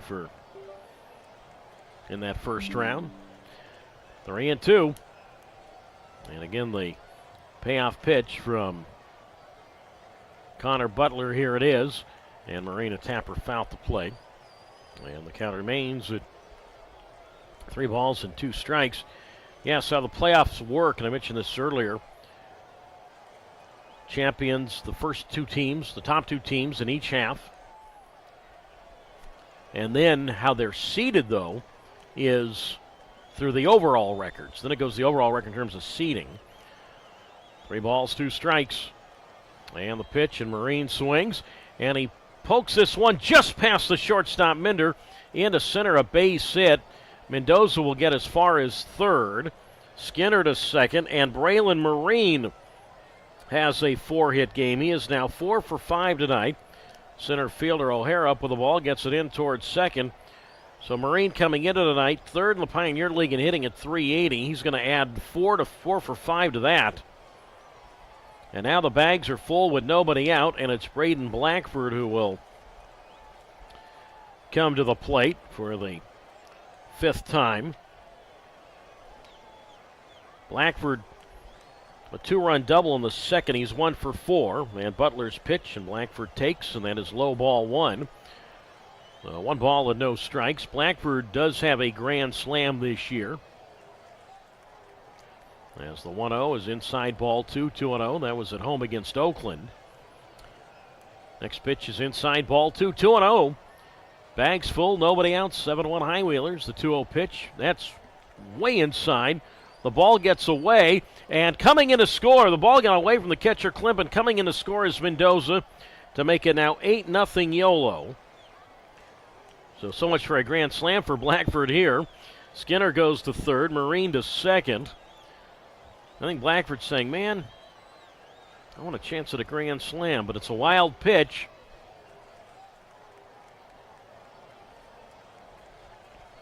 So 8-1, I think it's at 8-0 moment. 8-1 Yolo. Second time tonight the High Wheelers have scored on a wild pitch. So Mendoza scores, Skinner to third, Marine up to second. Count is at 3-0 to Blackford. And the pitch, and that's way up and away, ball 4. So Blackford on base for the second time tonight. That reloads the bases. And it's Jose Gonzalez who comes up, and so far Butler hadn't got anybody out. Butler, who born in San Diego, 24 years old, 6 feet, 180 pounds.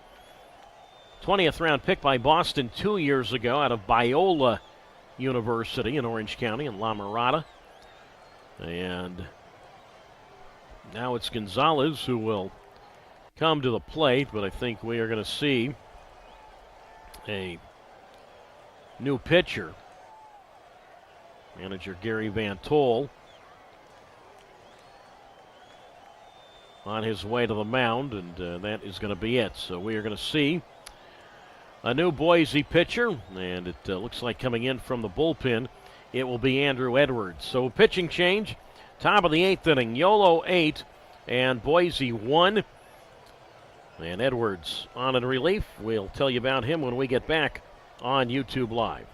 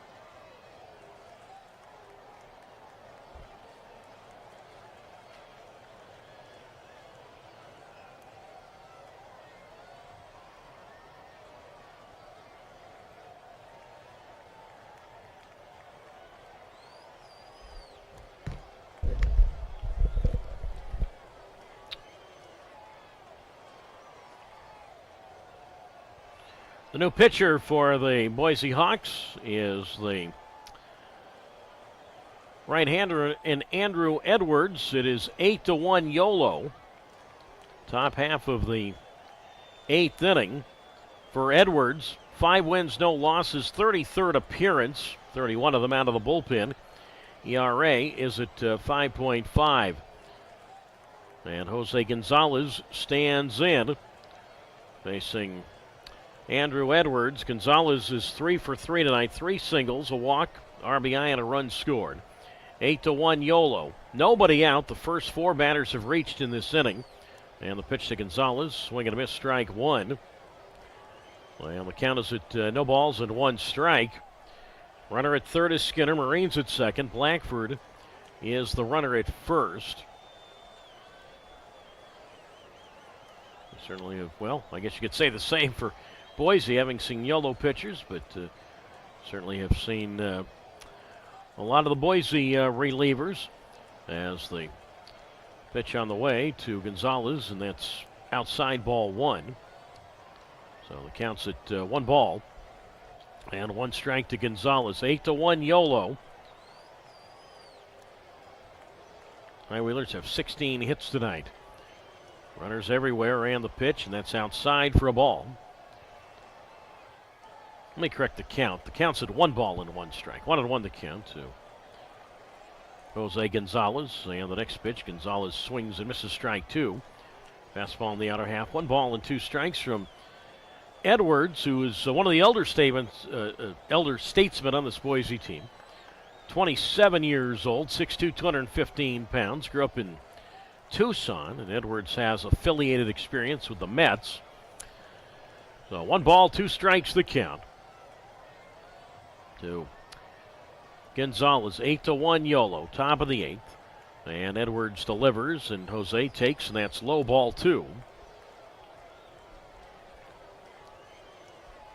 So the count moves now to 2 balls and 2 strikes. 2-2 the count to Gonzalez. And the pitch to Jose, and that swung on and lifted high down the left field line. On the run, the left fielder Hughes to his right makes the catch. Tagging from third is Skinner. He will come in to score as the throw comes in toward third. And it's now 9-1 Yolo, so give Gonzalez his second RBI tonight. Marine stays at second, Blackford at first. So Gonzalez stays perfect tonight with that sac fly and run batted in. That run is charged to Whiting. And now it's Bobby Leday who will come to the plate. He is 2 for 4, couple of singles, an RBI, and a run scored.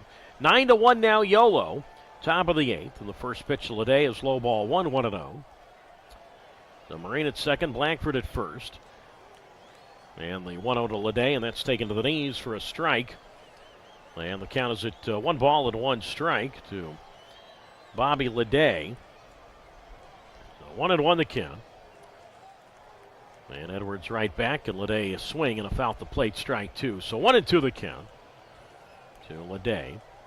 9-1 High Whalers, and Edwards working quickly from the set deals, and the pitch, and that is taken low and in, ball 2. So 2 balls and 2 strikes the count to Leday. Did not play last night. So Gonzalez mentioned 2 RBIs tonight. Gives Jose now a team-high 77. Leday at 73 RBIs. Got a chance to knock out a few here as the pitch. Swing and a miss, strike 3, and he is out. So Leday, who does have an RBI tonight, it's actually Leday has 74 RBIs at the moment. Gonzalez has 77. So 77 to 75 in that department. But 2 out. That keeps Marine at second, Blackford at first. 9-1 Yolo, top of the 8th. Now it's Tanner Smith. And he takes a breaking ball for a strike on the inside corner. And the count is at no balls and a strike to Smith. Tanner 1 for 3, a walk and a single tonight. Well, the leadoff walk in the 5th led to a 2-run 5th inning. Leadoff walk here in the 8th so far has led to 2 runs. 9-1 High Whalers, and the pitch to Tanner. And he takes outside. Boise would like that challenge. Looked to be a close pitch. And we'll see what the call is in a moment. And that was been overturned to a strike. So no balls, 2 strikes the count to Tanner Smith. With Alejandro Figueiredo on deck. 9-1 Yolo. Top of the 8th. This is Doug Greenwald. You'll see the Yolo High Wheelers on YouTube Live. And the 0-2 on the way to Smith. And that misses outside from Edwards. Ball 1. 1 ball and 2 strikes. Highest level for Edwards was Double-A for 6 games. Well, actually, a couple stints of Double-A. Actually, 14 games of Double-A 2 years ago in the Eastern League. Binghamton and the Mets chain. As the pitch on the way to Smith, and that's outside for a ball. So the count to Tanner is at 2 balls and 2 strikes. 9-1 Yolo. Top of the 8th inning as Edwards set. And the 2-2 to Smith. Swing and a miss, strike 3. Pitch on the outer half of the plate. And he is out. So Edwards retires all 3 batters he faces in the 8th inning. Gets a couple of strikeouts. 2 more runs for Yolo. 2 hits. There were no errors. And 2 left. We go to the bottom of the 8th inning. Yolo 9 and Boise 1 on YouTube Live.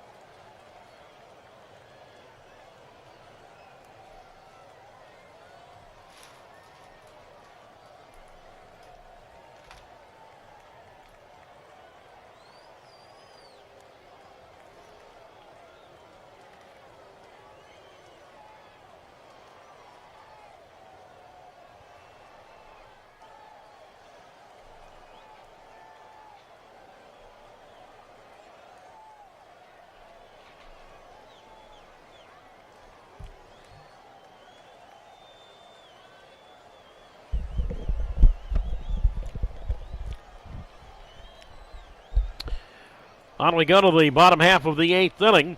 9-1 Yolo, and the night is over for Ben Ferrer. Another stellar job by Ferrer, and Chris Anglin, who's also done a stellar job lately. He will come on to do the pitching for the High Wheelers.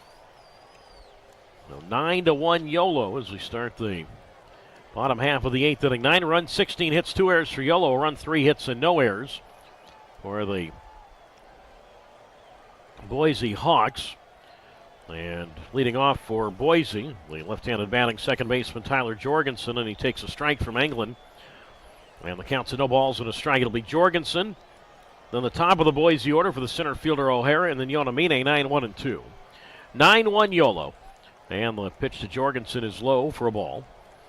So 1 ball and 2 strikes to count. So Ben Ferrer tonight for the High Wheelers, 7 innings, 3 hits, 1 run earned, 1 walk, 6 strikeouts, and allowed just that 1 home run to Viola. 9-1 Yolo, bottom 8, and the pitch. And the Jorgensen takes, and that's a corner. It's a strike called on the outside corner. So 1 ball and 2 strikes to count. Jorgensen, he is 0 for 2 tonight. 9-1 Yolo. Both these players ties to Bakersfield. England grew up there. Jorgensen played college baseball there at Cal State Bakersfield. 1 ball, 2 strike pitch here, and that swung on and ripped into right field, a base hit for Tyler Jorgensen.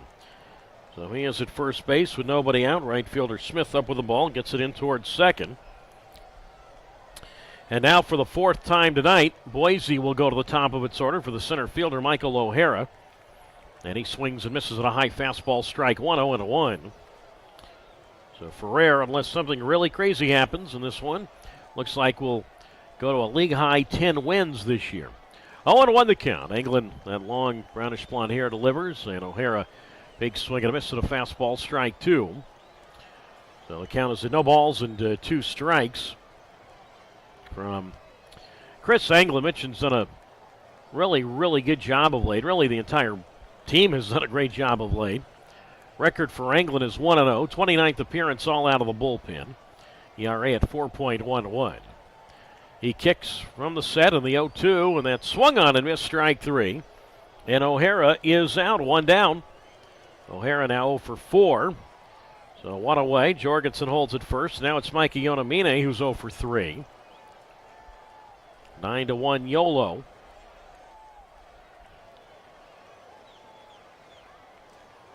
Bottom half of the 8th inning from Boise, Idaho. But England, really a look at inside the numbers with Chris. England has paced Boise 4 times this year. 11 strikeouts over 6 shutout innings. And he has 2 performances where he's had 4 strikeouts against Boise.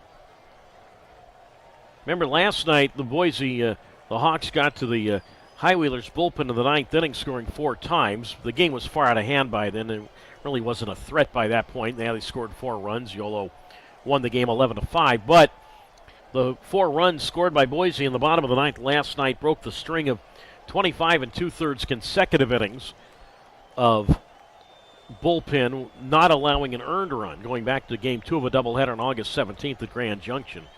First pitch to Yonamine, inside ball 1-1-0. 9-1 Yolo. And Yonamine swings, Tapper foul up along third, strike 1. And the count moves now to 1 ball and 1 strike to Yonamine. From Chris Anglin, who's been with the team all year. Yeah, he missed about 10 days due to injury back in June, but he's been on the roster all year. Anglin 5'11", 175 pounds. He'll be 23 the last day of the regular season coming up September 8th. The kick of the 1-1 from Chris. Breaking ball inside, ball 2. 2 balls and a strike from Anglin. Fastball, slider, and a changeup for him. Anglin worked 2 nights ago. Went 1 inning and struck out 2. White pants up to his knees, showing the thick black socks. 9-1 High Wheelers and the 2-1 to Yonamine. Swinging a foul to the backstop, strike 2. And the count moves now to 2 balls and 2 strikes.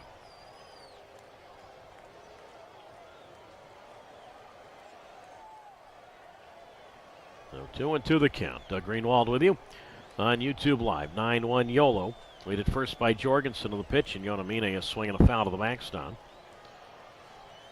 And we'll try it again at 2 balls and 2 strikes. Well, the Oakland Ballers playing tonight. Let's check on that score. Oakland, the High Wheelers certainly still have a really good chance at first place also in the second half. Yolo 2 ahead of Boise for the second playoff spot, but 2 behind Oakland for the first playoff spot. Yolo 9 and Boise 1. Bottom of the 8th. Leaded first by Jorgensen. And the pitch. And Yonamine pops one up foul right side. So 2 balls and 2 strikes. So let's see what the score is tonight. Oakland playing Idaho Falls tonight. And right now, top of the 6th inning, it is 13-2. Idaho Falls leading Oakland. Ballers have won 7 in a row, 9 out of 10. So the Ballers and the High Wheelers really have pretty much gone neck and neck without playing one another, believe it or not. I mean, they've played each other 30 times this year. Saw each other almost every day in July. And then had about a month's break. I mean, Yolo went on that 18-game trip to Colorado and then now seeing Boise for 12 straight games, so going 30 games in a row without seeing Oakland. 2-2 here to Yonamine. Swing, ground ball shortstop, glove by Marine. Flips to Lede at second for 1 on a Figueiredo at first. And that is a double play. Second time tonight, Yonamine has ended an inning, grounding into specifically a 6-4-3 double play. So short, second, first. Marine, Lede, and Figueiredo, 6-4-3. And England, another shutout inning. 1 hit, no one left. We go to the 9th. It is 9-1. Yolo leading Boise on YouTube Live.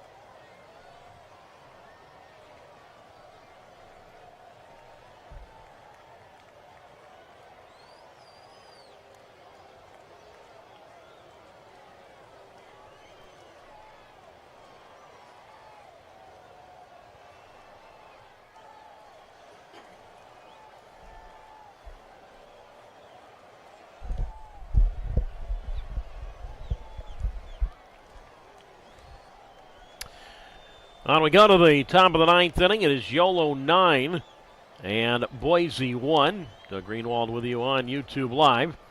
And Alejandro Figueiredo to lead it off for the High Wheelers. Andrew Edwards came on last inning to get all 3 outs.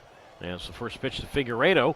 Swinging a high, deep drive toward right field. Pretty well struck down the line, and this ball is going to land fair. 1 hop to the wall. The right fielder Marcelo up with the ball, gets it in towards second, but not before Figueiredo opens the top of the 9th with a double, and that's hit number 17 now for Yolo. So 9 runs, now 17 hits, 2 errors for the High Wheelers. 1 run, 4 hits, no errors for the Boise Hawks. And now it's Kirkland Banks who is 1 for 4 with an RBI infield hit. So again, now 8 of the 9 High Wheelers have at least a hit, but all the High Wheelers, all in the starting lineup I'm talking about, have at least reached base safely. So Banks, an infield RBI hit in the 5th, and he takes outside from Edwards on the corner, strike 1. And the count's at no balls and 1 strike to Kirkland Banks. Normally, you say, okay, runner at second, nobody out, get a ground ball to second, get a fly ball deep enough. Not necessarily need it now with Yolo up 9-1, top of the ninth. Banks swings here. Fly ball shallow right, backpedaling the second baseman Jorgensen. And he will be there to make the catch. And Banks is retired, 1 out. Figueredo holds at second base. And now we're going to see a pinch hitter. We haven't seen this man in a long time, Eddie Neiman.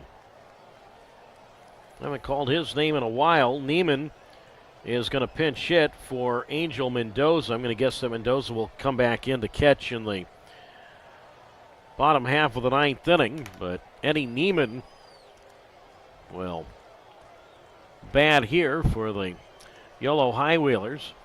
.342 for Neiman in 25 Yolo games, 2 homers. And he's got 13 runs batted in, with Yolo leading 9-1. Here in the top half of the ninth inning. And Neiman, I know, has not played in this year. I'm trying to even see the last time that Neiman played. I mean, he's been active, but just has not played. Got him back to August 22nd, so 9 days ago. And the first pitch to Eddie. Swings and he flies this one to the center. Coming in and making a sliding catch is Michael O'Hara. And Neiman is out, so 2 away. Yeah, Neiman game August 22nd, pitch hit for Braden Blackford and grounded to third. So Neiman, just the second time he has played against the Hawks. And Eddie, who was signed in early July, and just as I said, he really hasn't played a whole lot. Last time Neiman started the game, you got to go back to game 1 of the doubleheader 2 weeks ago tonight at Grand Junction. Started and played first base, and he's played only a couple of at-bats since. Top of the Yolo order now for the 6th time. It's the center fielder, Braylon Skinner, and he takes outside ball 1. 1-0. Now Skinner is 4 for 5 tonight, so he's got a chance at a 5-hit game. 9-1 Yolo. Top half of the 9th inning. Figueredo led this inning off with a double.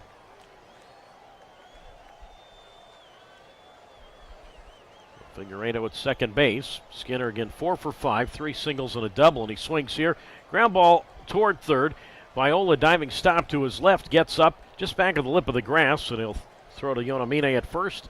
And Skinner is out, so no 5-hit game tonight for Braylon Skinner. By the way, the most hits in the game this year by a High Wheeler, 5 by Braylon Marine, June 18th at home against Oakland. So leadoff double wasted here in the 9th inning by the High Wheelers. Figueredo stranded at second. 1 hit, 1 left. We go to the bottom of the 9th inning. Last chance for Boise at Yolo 9 and Boise 1 on YouTube Live.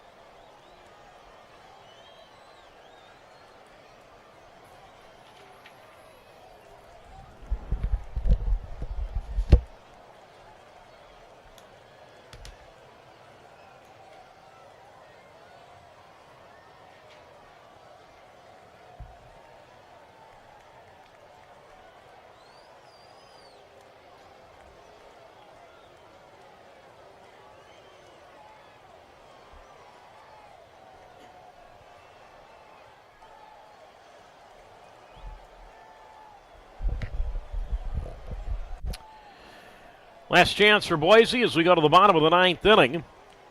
It is Yolo 9 and Boise 1. And Connor Langrell, who we've yet to see in this series, just the way that the fact the High Wheelers, for the most part, have had big leads and Normally, we see Langrell in much tighter situations, but he's due to get an inning in, and that will be right now. Chris Englund tonight for Yolo, 1 inning, 1 hit, and 1 strikeout. So Langrell comes on to, normally I will say close this one, and that's still the case. Normally use that term when the lead is in a save situation. But Langrell on to get an inning of work tonight. 2 wins, 1 loss. 35th appearance all out of the bullpen. That matches Jack Zaleski for most by a Yolo pitcher. And ERA at 2.21 for Connor Langrell. Mentioned Oakland losing tonight 13-1 in the 6th inning at home to Idaho Falls.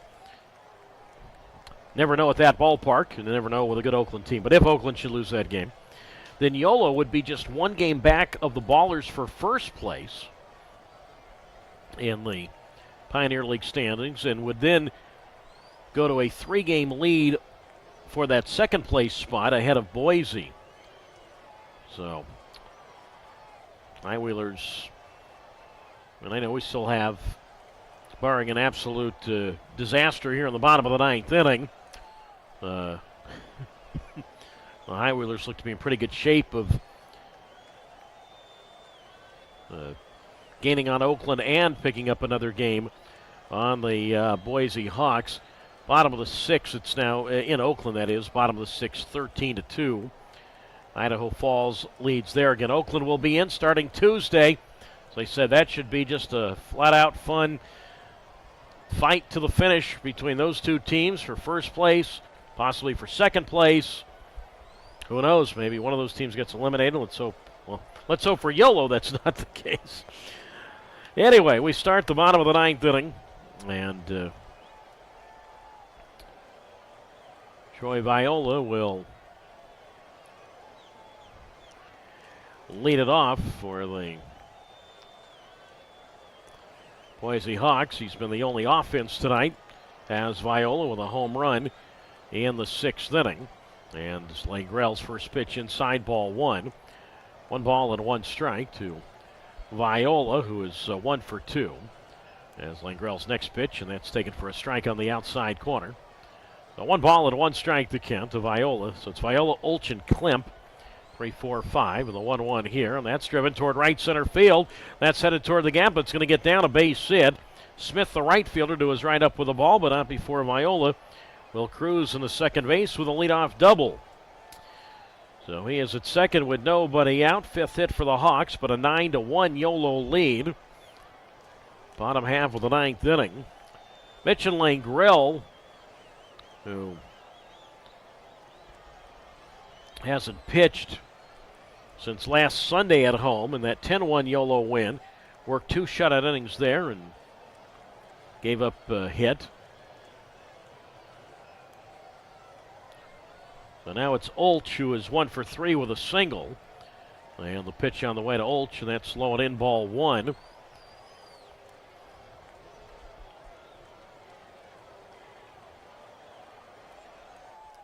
So the count is at 1 ball and no strikes to Olch. With Viola at second, and Langrell from the high set deals, and that's poked foul up along first, strike 2-0-2. Langrell's 22 years old, 6'4", 230 pounds. Been with the High-Wheelers all year. I gave you his numbers and failed to talk about the saves for Langrell this season, though Ty Buckner leads the team with 11. Langrell does have 4 saves. And go back to the beginning of the year when I talked to Jerome Williams, the Yolo pitching coach, about Langrell and about Buckner, Jerome telling me about both, saying, yeah, they're really going to be co-closers. Buckner really has assumed more of the save role, though, as the pitch here. And that's tapped toward, that's tapped foul up along first. Count holds at 2 strikes. 0-2 the count to Olch. 9-1 Yolo, bottom of the 9th. Langrell from the set deals, and Olch swings and misses strike 3. Pitch on the outer half. So 1 down, first strikeout for Langrell. Viola holds at second, and now Nick Klemp comes up. And he is 0 for 3 tonight. Yolo 9, Boise 1. 1 out, bottom of the 9th. As Langrell deals and Clem swings, and he chops this ball to second. Leday up with it, and an easy toss over to Figueiredo at first, 2 down. So Clem now 0 for 4. He's cooled off a little bit of late. He's got 14 hits against Yolo this year over the last couple of weeks. But 2 out. Viola moves to third, and now Boise down to its last out. So Clem 0 for 4 tonight after going 0 for 5 last night and 1 for 4 the night before. So now hitless in his last 13 at-bats for Clem. Actually, last, 12 at-bats for Clem. Oh, for his last 12. Now it's Tyner Hughes, and he takes a strike on the inside corner, 0-1. Again, tomorrow we'll start the YouTube live feed at 6 o'clock, 6:05 p.m. Pacific time, that is, first pitch. And for the High Wheelers tomorrow night, it'll be the man who started the first game of this series, right-hander Brendan Knoll, against Boise right-hander Isaac Mendez.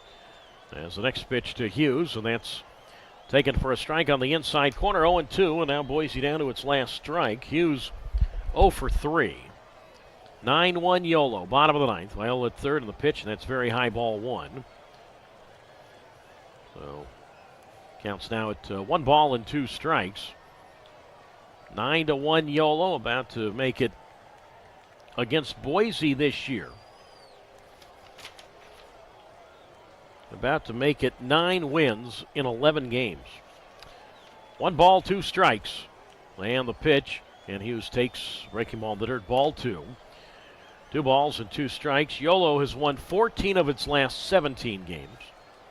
All started with that Sunday afternoon game at Northern Colorado. Remember, the High Wheelers had dropped 4 out of the first 5 of that series at NOCO in Northern Colorado. Won that last game.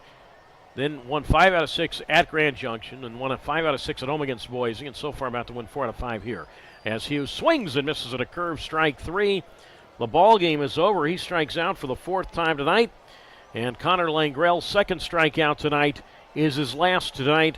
And the Yolo High Wheelers win this one tonight 9-1 and now have a 3-game lead over Boise for that second place playoff spot in the Pioneer League with 7 games left, and looks like we'll go to 1 game back of first behind Oakland here tonight.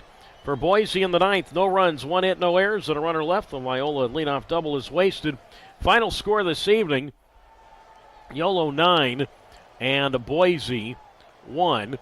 Here are the final totals. First for the victorious Yolo High Wheelers, who are now 49-38 overall and 26-15 in the second half. Yolo, 9 runs on 17 hits, 2 High Wheelers errors, and the High Wheelers end up stranding, let's see here, 3, 4, 6, 7, 9, 10. 9 runs, 17 hits, 2 errors, and 10 left. For the Boise Hawks, who dropped to 48-41 overall, and now 23-18 in the second half. For the Hawks this evening, 1 run, 5 hits, no errors, and the Boise Hawks leave 5. Ben Ferrer is the winner for the Yolo High Wheelers. Now sole possession in the leaderboard in wins in the Pioneer League. He is now 10-3, so he is the first Pioneer League pitcher to 10 wins this year. And the loss to Luke Malone of Boise, he drops to 6-7. So Ferrer and the High Wheelers specifically go 3-0 against Malone and the Hawks. Malone 0-3 specifically against Yolo this year. Ferrer now 3-0 specifically against Boise. But overall, the winning pitcher, Ben Ferrer of Yolo, 10-3 in the loss to Luke Malone of Ben Ferrer, the winner for Yolo at 10-3, and Luke Malone, the loss for Boise. And he drops to 6-7. And we will be back with the final totals with the time of the game and attendance in a moment. We'll wrap this one up on YouTube Live.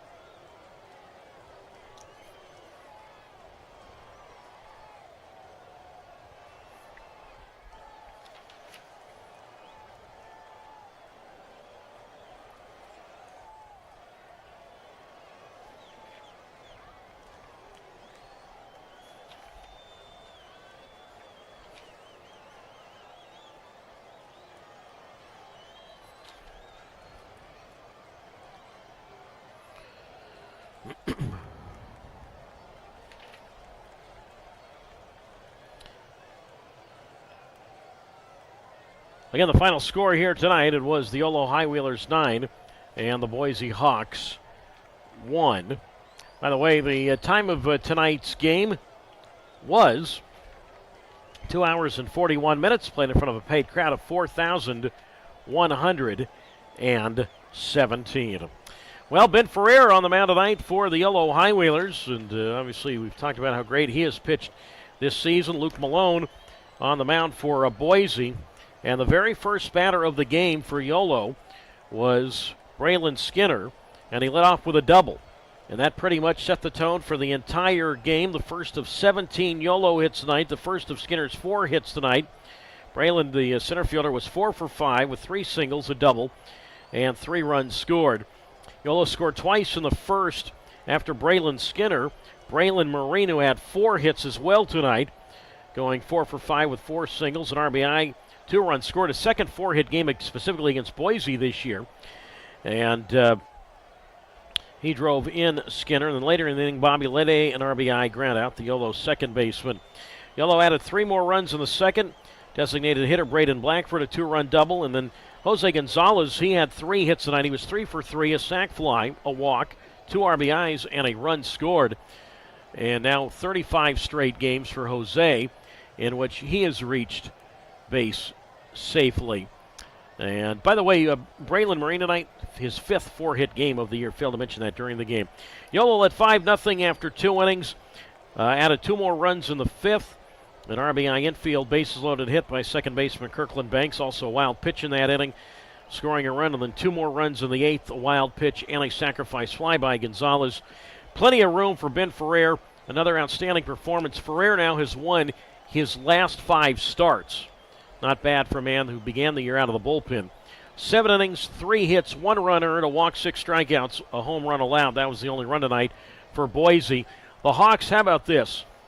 Now, I know they scored 5 runs last night. They scored 4 in what would be considered in a basketball game garbage time. 4 runs in the 9th didn't really matter. But Yolo starting pitching in this series, how about this? Yolo starters through 5 games in this series have allowed a total of 6 runs in 5 games, and only 5 of those runs earned.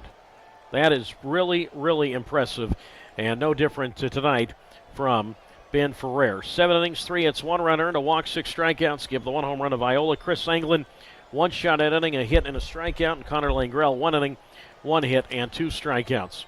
Luke Malone tonight, once again, cannot get past 3+ innings against Yolo in any of his starts against the High Wheelers. 2 innings, 8 hits, 5 runs all earned, a walk, 2 strikeouts. Evan Kowalski, 3 innings, 3 hits, 2 runs both earned, 2 walks, 1 intentional, 2 strikeouts and a wild pitch.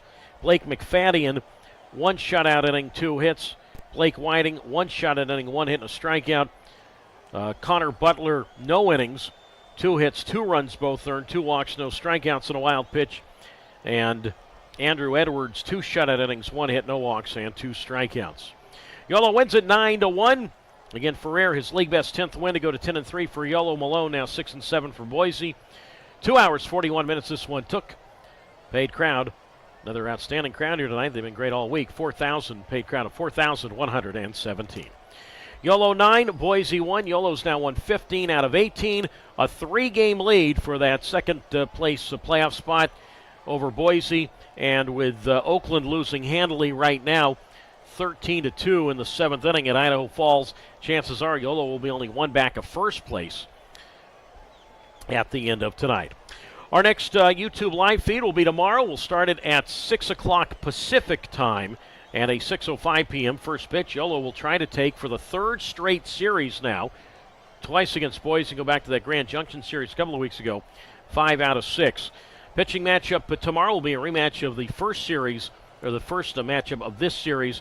For Yolo, right-hander Brendan Knoll at 1-3, and for Boise, right-hander Isaac Mendez at 6-1. That's been the only game in this series that Boise has won.